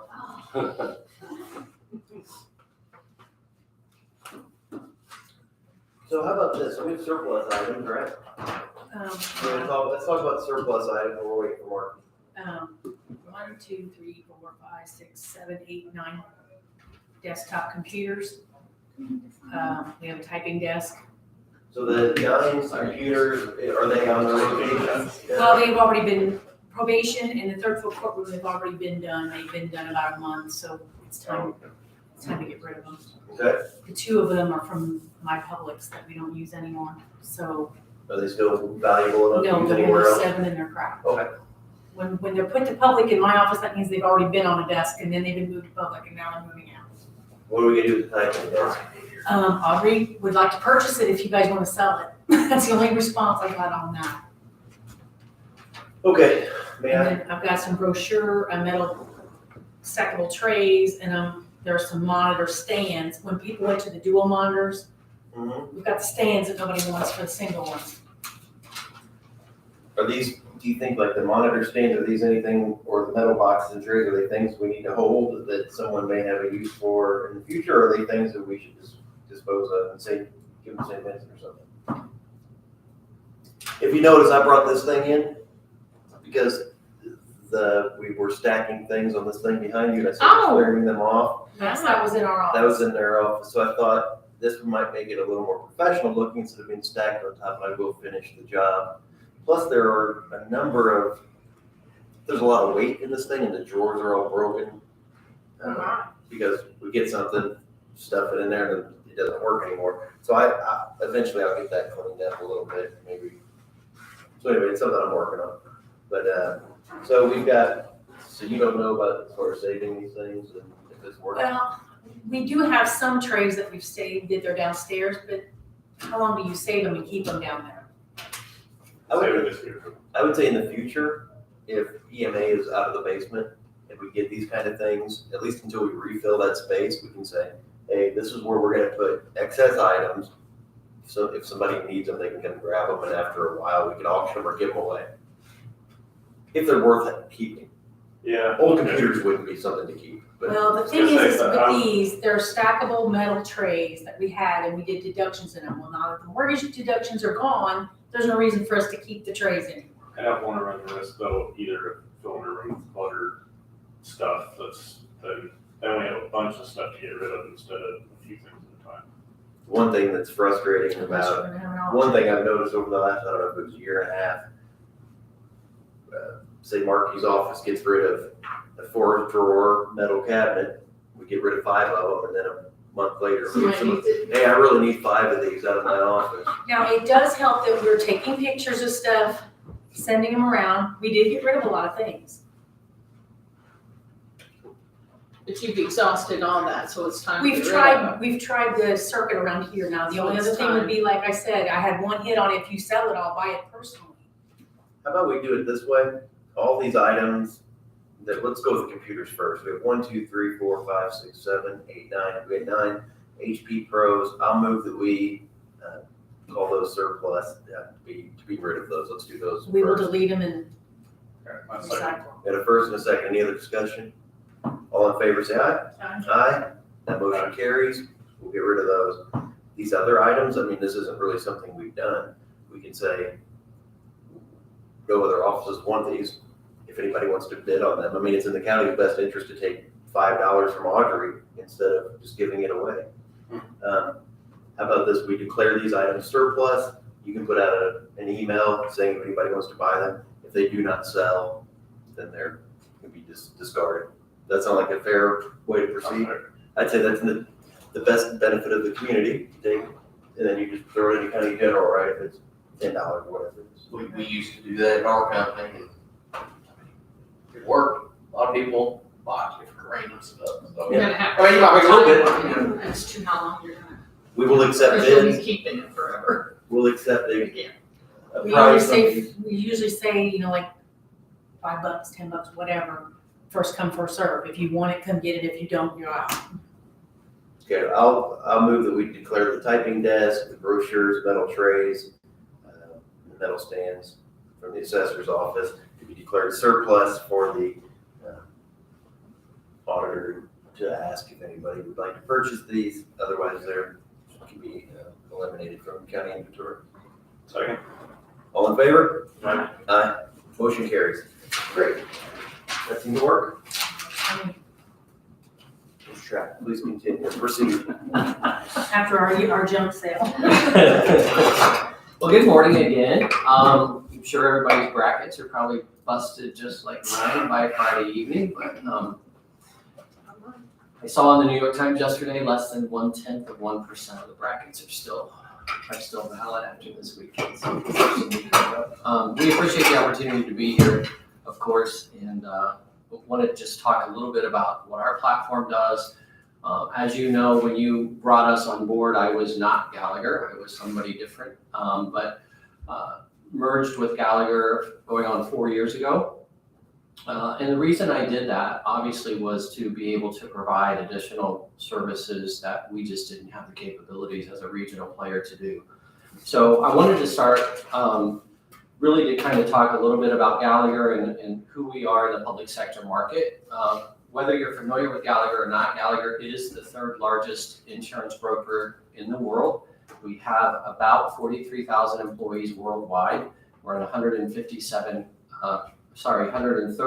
countries currently. And we have just been awarded again last Wednesday, I believe it was, the 13th year in a row, world's most ethical companies. And that's important because besides the goods and services, I could have sold my practice to any number of firms, right?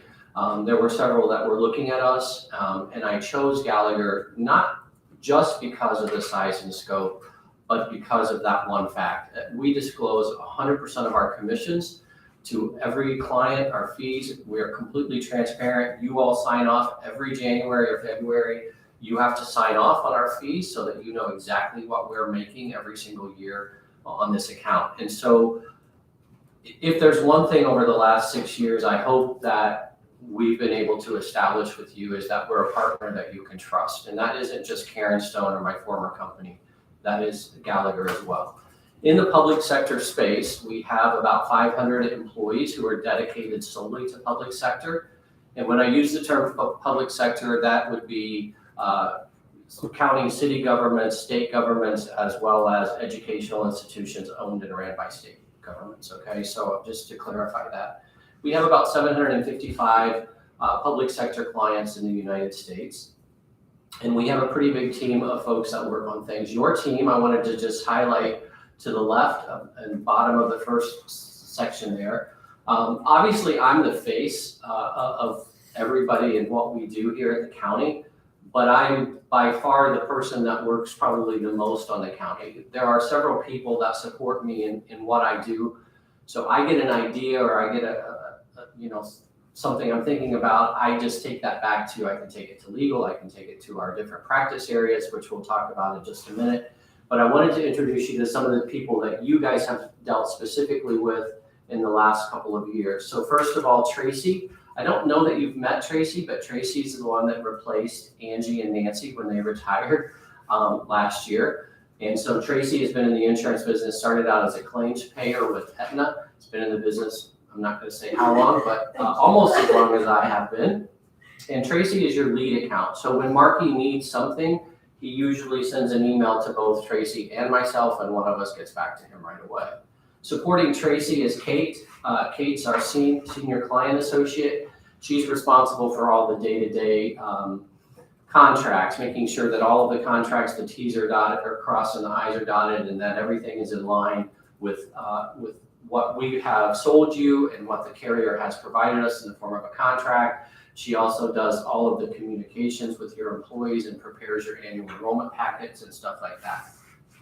A couple of other people that you probably are not familiar with, Derek Crawley. So every month we do a financial report to the county, and that financial report, Tracy, if you'll hand those out up there. Give me one, and Mark, you'll need one too. So Derek prepares these every year. This is a financial summary. So we go, he goes into the claims payment system, he pulls down data, and he actually creates these reports for you on a monthly basis. Basically, what this report's doing today is it's showing you on page 2 where you stand this year versus last for the first 3 months of the contract year.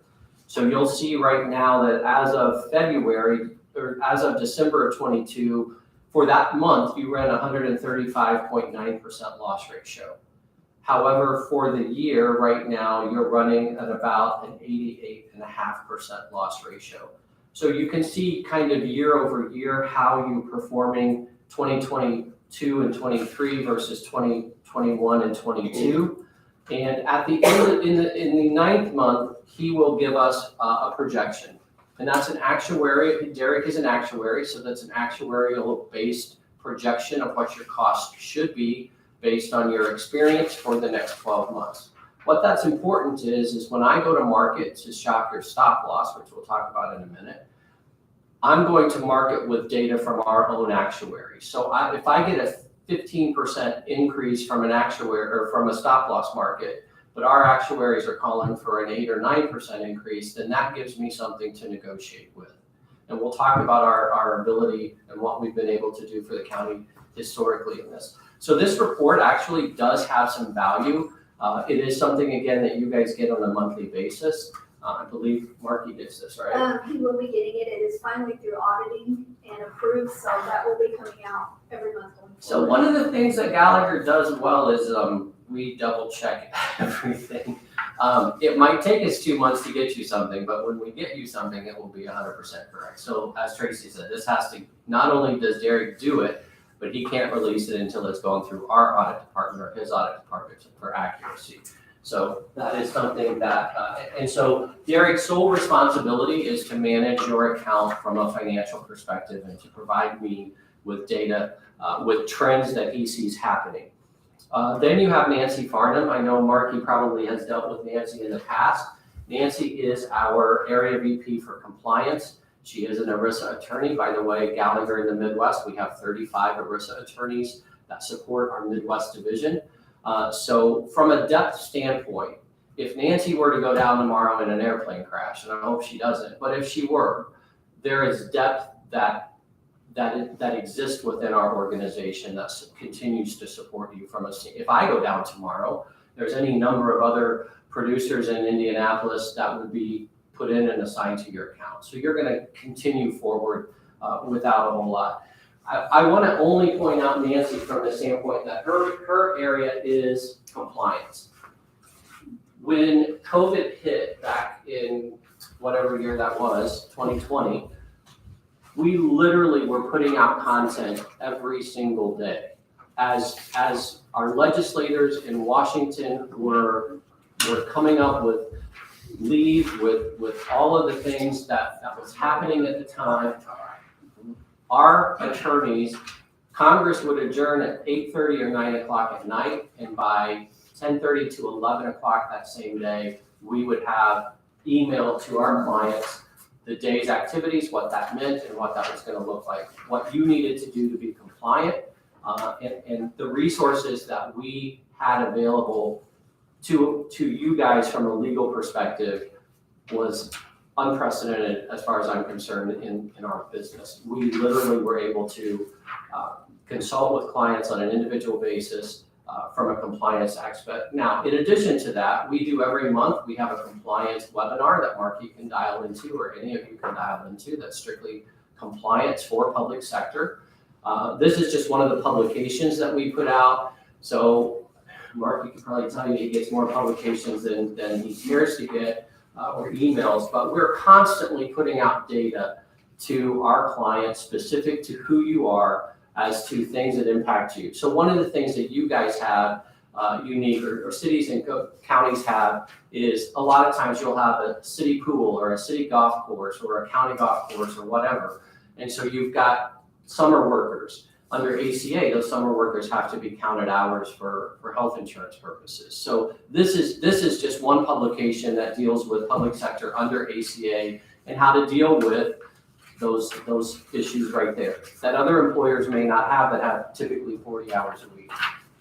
And then the other person that works on your team is Peter Norton. Peter is a registered pharmacist. We have 13 registered pharmacists on our team in the Midwest.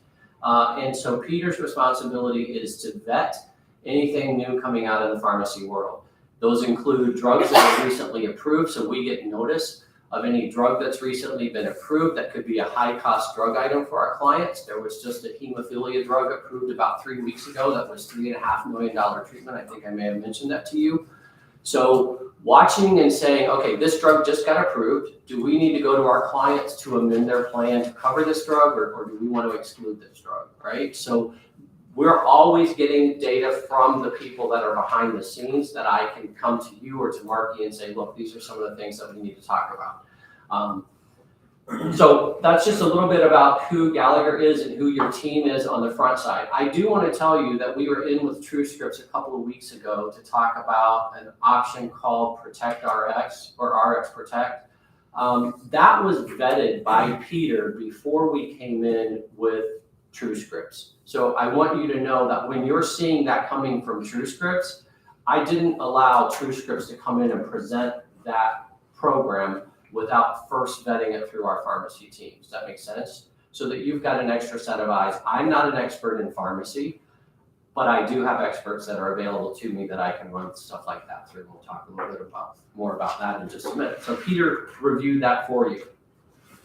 Gallagher has on the backside 4 practice areas.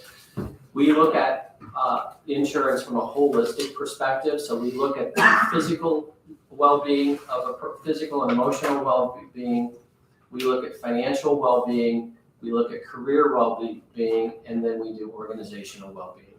So all of those things come together in what we call Gallagher Better Works, which is a program that if I'm looking to come in and make major changes to an organization's benefits plan, I have a program that I can do called Gallagher Better Works, which takes all of your key stakeholders, could be your sheriffs, your elected officials in different areas. We bring them together and we poll them to say, here's what we have, what are the things that are important to each of you? And that helps us to prioritize going forward. We didn't have that when I did it, when I had Karen Stone. This is a Gallagher platform, but it is important as Marky and I are looking towards making some plan design changes for 2024, it's important that we will ultimately engage your key stakeholders in that, because if they don't buy into it, we're not going anywhere with it, right? They're gonna poo-poo it to their employees, and all of a sudden you got a sheriff that doesn't like it, so guess what? None of the people in his department like it. So it's important to have key stakeholder buy-in. And we look at these 4 different areas. So I'm doing a compensation study right now for the city of Sioux Falls, which is one of my clients in South Dakota. And they have a union. So by contract, every 3 years, we have to do a comp study to make sure that their employees' compensation, that falls under our organizational or our financial well-being area. So all of these different things help. I'm here to talk to you just about health insurance, but really your benefits plan isn't just about health insurance. It's about the overall well-being of your employees. And maybe we're spending 85 cents of every dollar that we're spending today on health insurance. But maybe when we do the Gallagher Better Works scenario, we'll find out that there's other things that are more important to your employees. Maybe they would take that dollar that we've asked them to look at and spend it differently than the county's currently spending it. So maybe we enhance other areas by changing our health insurance plan. Does that make sense? But without doing that key stakeholder kind of scenario, we don't really know. We're kind of shooting in the dark a little bit. And then, so let's talk a little bit about Gallagher Net Promoter Score down on the bottom right-hand corner of the back page. Our satisfaction rate currently sets at 74%. This is at the end of 2022. This is our national survey that we asked clients. We had 1,500 respond last year. And so anything above a 70 in our industry is considered excellent. Gallagher scored 74, and the industry average for client satisfaction with a benefits broker is 42%. We're slightly higher than car dealers, but not much. But it just speaks to who Gallagher is as an organization, and I think it goes back to what I started with, being transparent, being ethical, trying to do the right thing for our clients, Do we always make the right decision? Maybe we miss one or two here and there, right? But we own it and we correct it and we move forward. And that's really what's important. So now let me switch, and I'm kind of paying attention to time here, to talk a little bit about where we've been with the county. So the graph up at the top of the page just shows you where you are in relation to Siegel's medical cost plan trend. If I look at those numbers, over the past 6 years, Siegel's medical trend for the Midwest has averaged 7.56% per year, year over year. Our negotiated renewal contracts for that same 6-year period has come in at 4.34%. So we are almost 3% better, a little over 3% better than Siegel's medical trend. If I look at what's really driving the cost at Du Bois County, and by the way, if I look at that first year, the very first year I had your account, I negotiated a 14% renewal, okay? That's high. But if I look at what SIHO presented you for that same time period, this is the SIHO spreadsheet that you guys were given when I was named broker. Your options were 27.1, 29.2, 23.8, or 24.6% increase. So we were almost half of what SIHO was negotiating for you under your whole plan. Not to say that SIHO did a bad job, but SIHO is a TPA, they're not a broker, and they pay claims. They should never be involved in negotiating your stop loss contracts. So Pete Franzman should have done it, but he allowed SIHO to do that for him. Yeah. You asked. I wasn't. No, I'm just saying it should have been that. him. It shouldn't have been them. Yeah. If we look at your cost drivers, because ultimately, this is really what's important. If we look at your cost drivers I told you a couple weeks ago that's what's really driving the county's costs are your large claimants. So I looked back in history when I was looking and doing this. For the plan year that ended October of 2018, for that plan year, the county had 8 claimants that totaled $630,400 in claims, which was about 25%, right at 25% of your overall spend, okay, 2018. Fast forward to where we just finished in October of 22, we had 16 claimants that totaled $1,738,000, which accounted for, you ready for this? 48% of your claims. If I remove your large claimant population from my calculations, your cost increases year over year have been less than 2%. What's driving your cost is your large claimant population. And I've talked to Marky about changing some of the things that we're doing. We can't control premature babies. They happen occasionally. You had a $450,000 premature baby last year. We cannot control cancers. You've currently got an active leukemia that's running so far this year, $354,000 year to date. That claim has not been paid yet. Sandy gets pending, so watch out. I've been watching. It's coming. Some things we can't control, but there's a lot of things that we can control. And so this is kind of where, as I looked back over the last 6 years and said, Mark, what have you done here? We brought in the idea of a clinic, right? We brought in a clinic model. That got sideways because the hospital decided they wanted to get involved and try to poo-poo that. And ultimately it worked for them, right? And so I have to say, that still is a really good way to control your insurance costs long-term. You have a wellness plan. Your wellness plan, it's a points-based system. Is it changing behavior? Not really. What changes behavior is getting people in front of a primary care physician frequently. So by having an on-site, near-site clinic model where people can go and get care for free, they tend to go more frequently. And that more frequent visitation allows us to identify better. It allows us to manage our population better. If I look at your compliance or your, so you know that we have an analytic system that sits behind our, every claim that gets paid goes into our Hopkins analytics system. I heard others use different analytic systems, but we use John Hopkins. Our clinical compliance for our diabetic population is running just at 50, right above 50%. That's not great.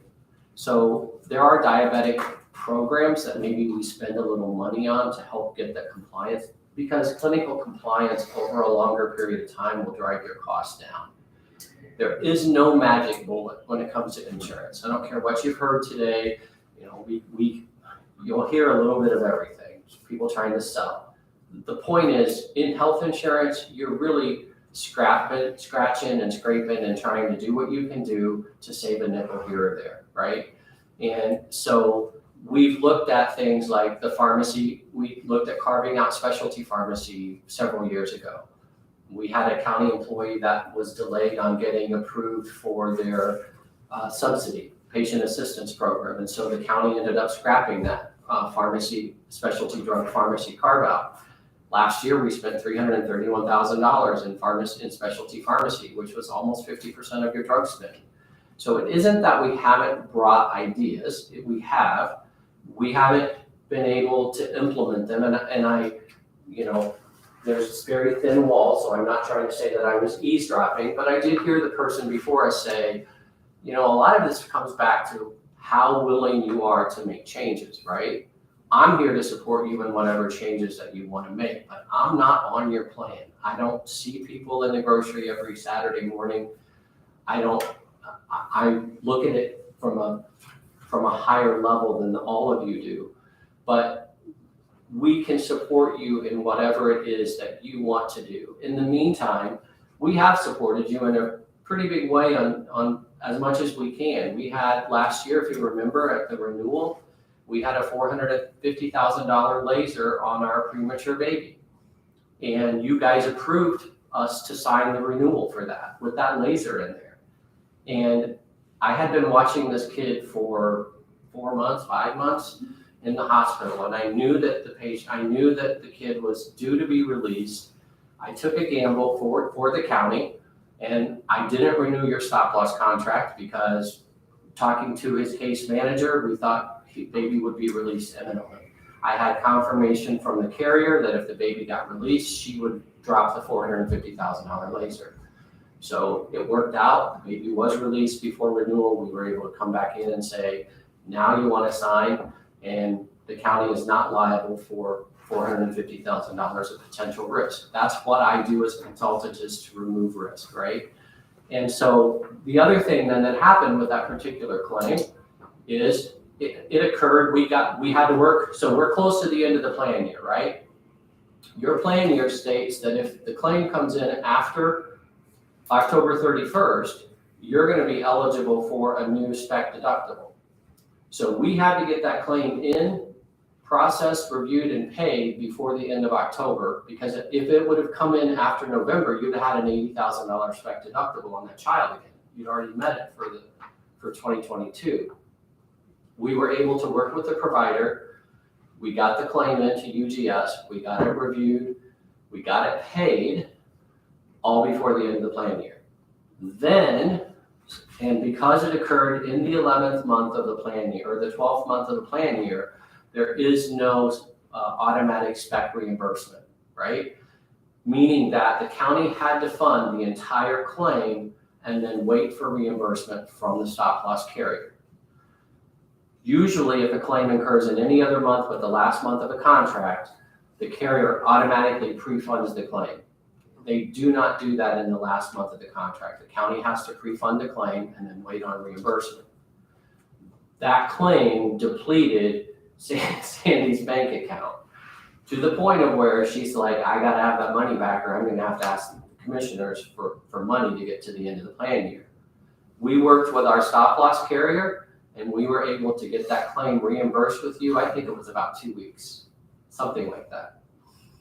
So that's what we do that's the kind of work that we do. Marky called me not too long ago and said, hey, we're losing our telemedicine vendor effective March 31st. We didn't negotiate that contract. Marky did that on his own, but we did step in and help him find a new telemedicine provider.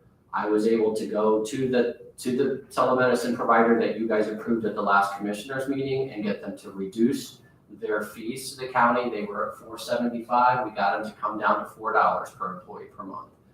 So we don't make any extra money on that. And as I said, health insurance, you kind of scrape for everything that you can get. From a support perspective, bottom line is, we hope we've proven ourselves to be a trusted advisor.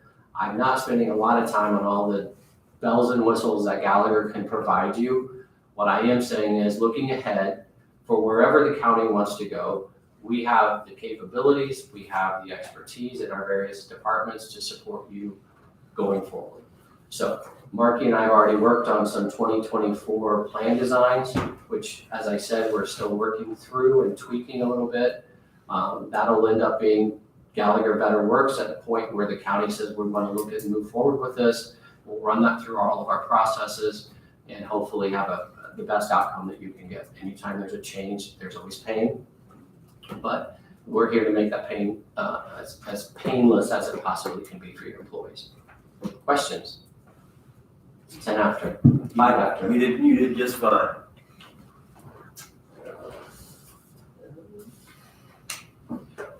I asked Marky when the last person was in, I said, are you a big company for the, and because he had a couple thousand employees and you come in and you said, it's been, I guess I just don't have an idea of the scope of the Gallagher company until you mentioned it again. Yeah, I mean, I had several, Chad, I could have sold to. I mean, there was no, in my mind, there really wasn't anybody that had more capability.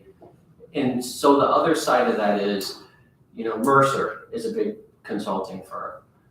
But in order to do business with Mercer, there's only one way they allow you to do business. Gallagher has the capabilities and the skill sets behind in the teams that I need, but they still allow me to be creative and do things unique for every client. Whereas Mercer, every client with Mercer looks exactly the same. So that was important to me because not all my clients are the same.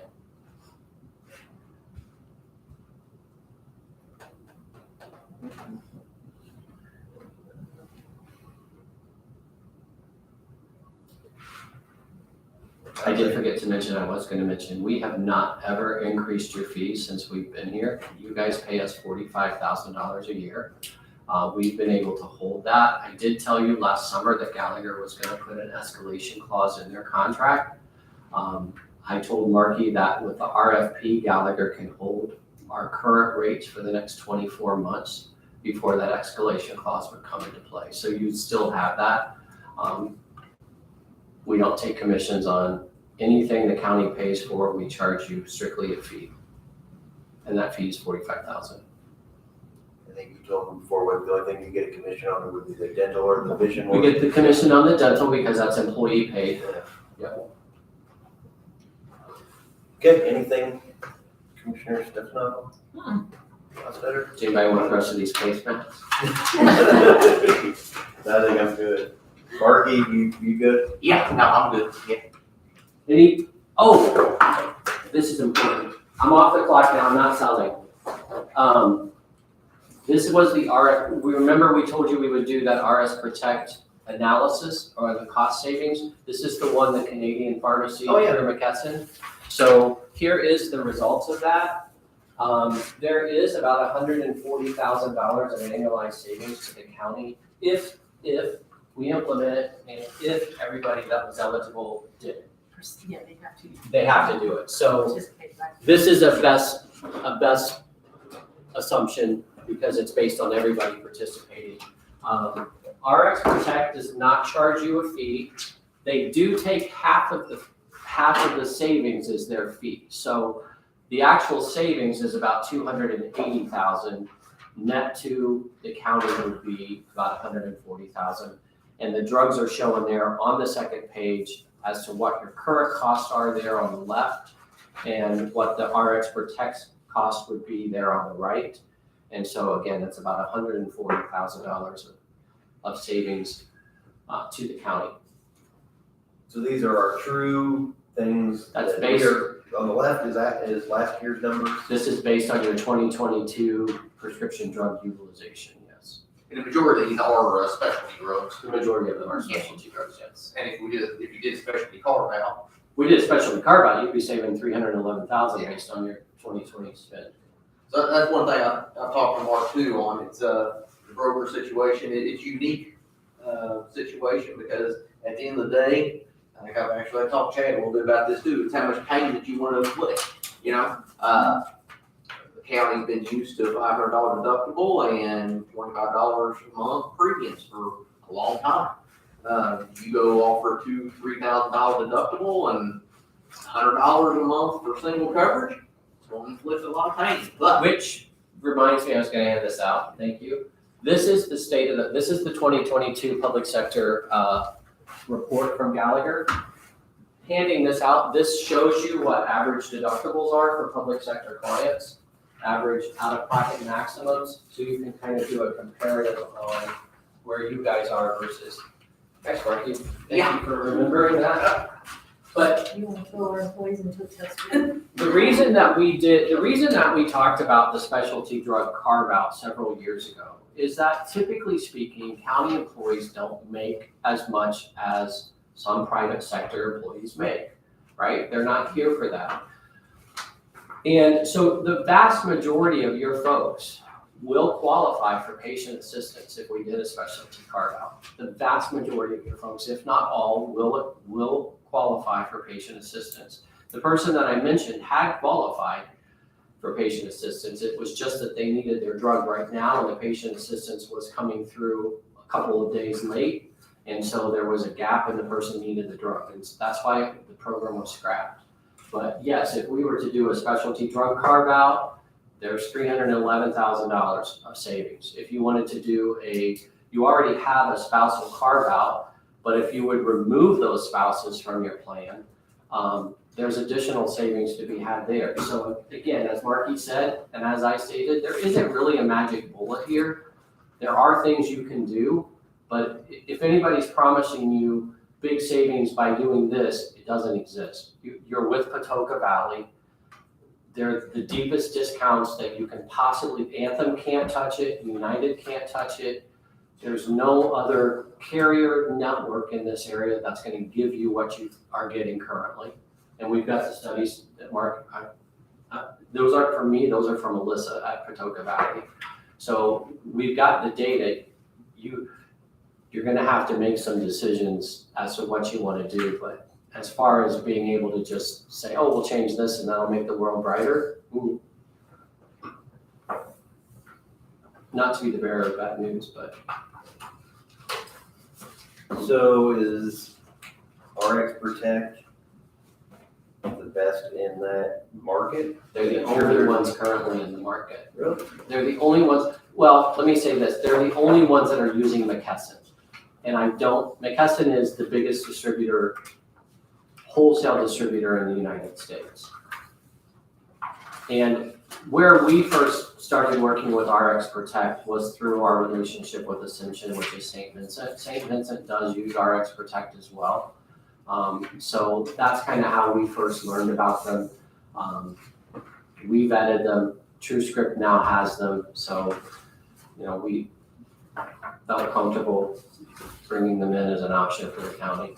And 140,000 isn't big savings. I mean, realistically, if we got 35 to 40% of your people doing that, we have to incent them in a big way to be able to get them to do it, right? Because they don't have a lot of pain now in their benefit plan. It costs them 20% copay, but their deductibles and out-of-pockets are so low that we would have to incent them. You're probably looking at realistically 30 to 35 to 40% savings of that 140,000 number. It's going to take a minute to get that up and moving. So a couple questions then. If specialty drug carve-out, I assume means things that qualify as specialty drug are no longer paid by the plan. Correct. Who decides what is a specialty drug and what isn't? And I know that list can probably change over time. Your pharmacy, but TrueScript. TrueScript determines what the definition of a specialty drug is. And Well, it's not a definition as much as it is a class. I mean, it's not, there's not just a true definition of what you can't look it up in Webster. It's more about what the contracted negotiated rate is on that drug, how many other drugs there are in that category that treat that. For example, if you look at rheumatoid arthritis, there's Humira, which is the big one, right? There's also Enbrel. There's several other alternatives to Humira. What often happens in a specialty drug, for example, I'm trying to think of a good example. There are drugs that are equally as effective, but you have to take a pill twice a day, right? Or there's one that's a specialty drug that costs 3 times as more, but you only have to take a shot once every 2 weeks. So it's a lot more convenient for the patient. So what do doctors do? They want to make their patients happy. One, doctors don't know what the drug costs, and 2, they don't care. That's not their job. If a patient comes in and says, I forget to take my medicine once a day, and I only take 1 a day instead of 2, then they get a new script, and you guys pay 40-50% more for a drug that's easier to take. So that would classify that as a specialty drug because there are other treatment alternatives within that class. So on one hand, there may be a benefit to taking that shot once every so many weeks because there's a higher likelihood that they will be compliant with their plan. Correct. But you pay more. Correct. And so we're looking at 2 different things here. This drug plan here is for any drugs that are expensive. Your specialty. It's not necessarily specialty. Not necessarily. There could be a tier 3 drug or 2 on there as well. And Botox, is that a specialty drug? No. So I mean, that's what I guess I would get. Botox typically wouldn't be covered under your plan. So this is being prescribed for somebody with migraine headaches, most likely. Sure. And that's what's causing it to be prescribed. Mm-hmm. And yes, Because the first time I saw that on there years ago, I thought, the Yeah. hell is this on here for? And I'm like, oh, there's other purposes for a drug that's well known for something else. Yeah. For example, you got a new one coming up right now that we're probably going to address, Ozempic. Ozempic is a diabetic drug, but it's being prescribed for weight loss and it's being very successful there. So, if today somebody went and got a script for Ozempic, it would probably be paid by your plan, even if it were being prescribed for weight loss. So we have to kind of look, and this is where we're trying to get ahead of things, having pharmacy teams that help us try to get ahead of things and write language. It's easier to do a specialty drug carve out when you don't have anybody using a specialty drug, right? So we try to get ahead of things and cut them off at the pass, so to speak, because there will be, if you look at the plan utilization in the Midwest for Ozempic, it's not off the charts yet, but if I look at what California is doing with Ozempic, it's ridiculous because everybody in California is taking it for weight loss. It's a Hollywood drug. And it doesn't require any lifestyle change. It's just, I can eat whatever I want. I take a drug and it's wonderful. But that comes at a cost. And should the county pay for that? Should your taxpayer pay for that? Not my decision. It's your decision, but we're just kind of here to try to oversee and make sure we're managing appropriately. Will Gallagher provide a legal opinion on this? Yeah. You've got something that's written up, and so I'd like to see that because last time I felt years ago it was a questionable thing, and I thought I don't want to do anything that's even. It wasn't could be construed presented as quite legal. Actually, it's not illegal. When it first started, it was when the whole Canadian pharmacy thing started, it was a little convoluted on how the drugs had to flow, right? That's why I like the McKesson program because it's McKesson in Canada and it's getting sent back to McKesson in the US. So it's a lot cleaner than having to go through 2 or 3. So what's the problem? Why is this necessary? If you have a 30-second answer on that. What is it? What necessary? Why does the United States have things in place that make this a necessary action? The drugs are cheaper up there than they are here. Well, because we this is where all the research and development is done. So our government allows these pharmaceutical manufacturers to charge. If you were to go to, as a matter of fact, we used to do medical tourism to the Caymans just for drugs. I probably mentioned that to you at one point because that's a UK what is it, colony, whatever. So it's the same price as drugs in the United Kingdom, which is nationalized social medicine, which means the government is buying the drugs, not the individual. So the government buys the drugs. If I look here at what your hospital buys drugs for, your hospital right here, Memorial, is buying Humira for probably 23 to 27 bucks a pop. Your plan's paying $9,000 a month for it.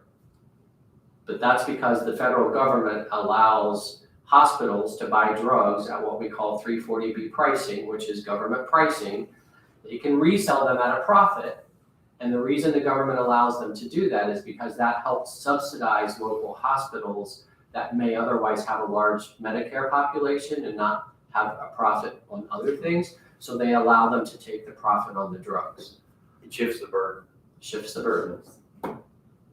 Doesn't make anything cost less, it just changes who pays for it. Correct.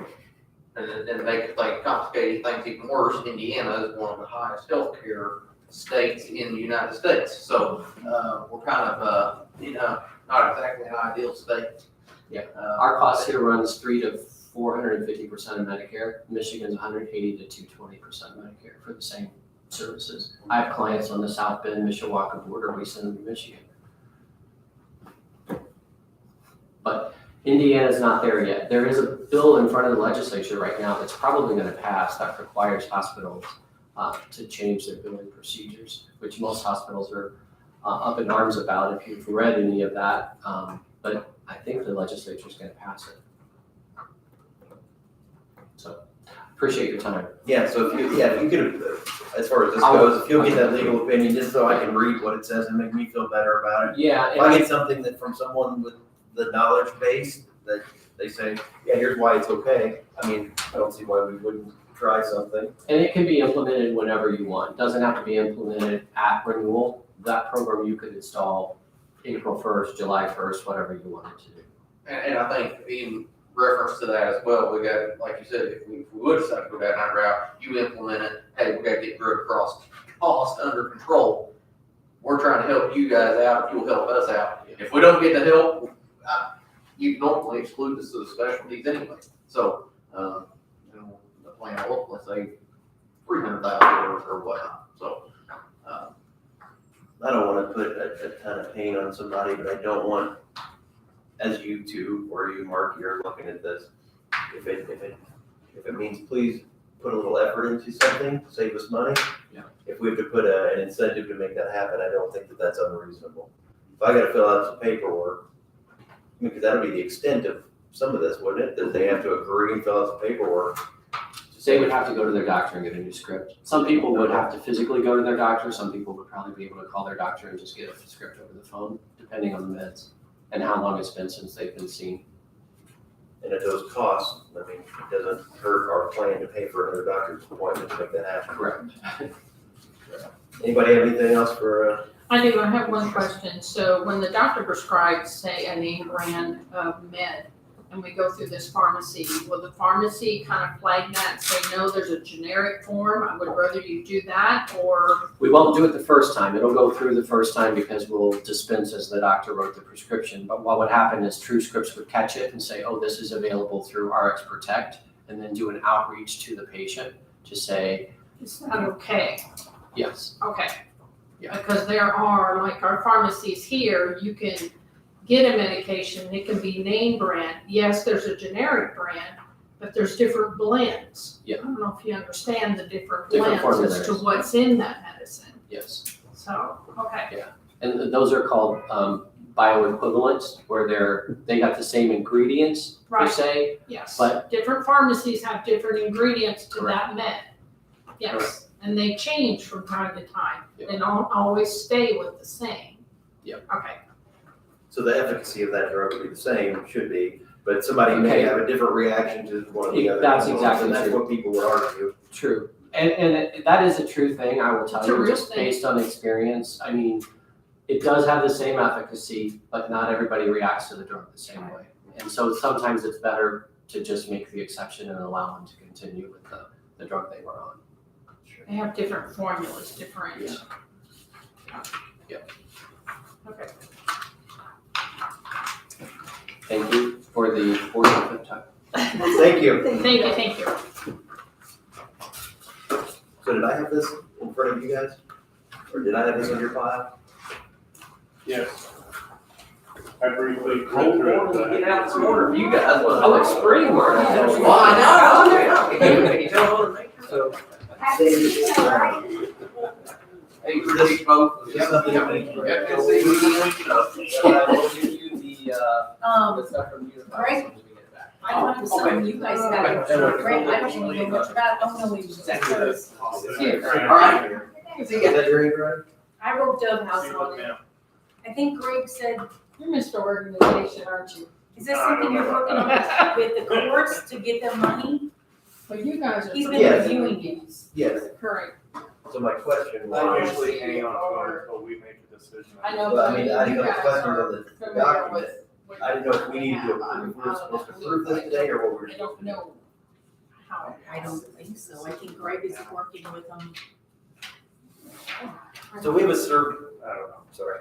No. Go I ahead. think Greg is working with them to be able to give them money. I don't know if it's ready. No, this is one component, well, the county council has budgeted some money to go to Like to Dove hold House, beds to hold at the beds Dove for- House. So when the judge says, ma'am, you need, this is what I sentenced you to do this. So I read through this thing and the only questions I have before we would sign it, it says in here that they're supposed to hold 6 beds for us, but that we're supposed to pay $5,000 per bed. To me, that'd be $30,000, but it says we have a $20,000 annual maximum. It just didn't make sense, how they did their numbers. I'm not too worried about it because it's in our favor. You know, it's, so we're supposed to pay a certain amount. They did go to the council, Mike has this taken care of through something. I don't remember what. We put money in the Superior and Circuit Court budgets for Dove House. Right, $10,000 from each budget to pay for this. So it's already been vetted through them. They did that in the budget I have a process. services agreement here. It says the scope of service. The only question I had for them was, it says here that they determine whether the person has an addiction to controlled substances sufficient to qualify for residential treatment. So my question was, Still in a meeting. so alcohol is it's the number 1 abused drug in Du Bois County. Alcohol is not a controlled substance. Why aren't they screening for that? It's a pretty minor thing. I'm sure they are. It's just not in here. Do we have a problem signing this? I don't know. Yeah, I mean, I can make those my couple of questions unless the 2 of you need more time to review it or have you even looked at it. No. I just briefly went through it. I didn't sign it, so it wasn't quite. And I didn't sign it either, because I had a couple questions. So how about this? One of you would want to take this to look at it, or I think they probably emailed it to us. I'll check my email again. Just from your own email. It's probably in your emails. Probably. Okay. If not. So- If it's not, they should email me. So check it out. I think it was emailed a while back. I don't have a problem with signing it. The courts want it. Everybody wants to do this. I'm fine with it. I'd say I probably am, but yeah, just briefly perusing it, I didn't feel comfortable to go ahead and sign it, so. For what reason? Well, like the 5,000 per bed, $20,000, I want to know exactly what I'm getting for $20,000. Mm-hmm. And just a brief skim, I didn't pick that out. Okay. I'll see if I can get some more information. I don't think anything is gonna change in 2 weeks or whatever, till the next time we meet, so. I mean, nothing stood out to me like, oh no, I wouldn't support that. It's more of a. And that email came from who? I just want a better understanding before I do sign it. I don't remember. I'm gonna type in the word Dove here and search for that and see if I got anything. That What, way I know what to look for.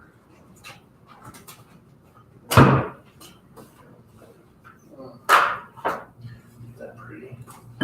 That does look pretty nice.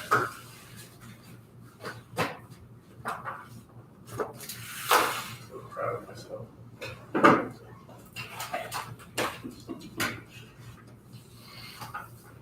I cannot just sit here. Does anybody else have any, business for the board today? I do not. Auditor? I gave you mine. Okay, public comment, seeing none, we'll close the meeting.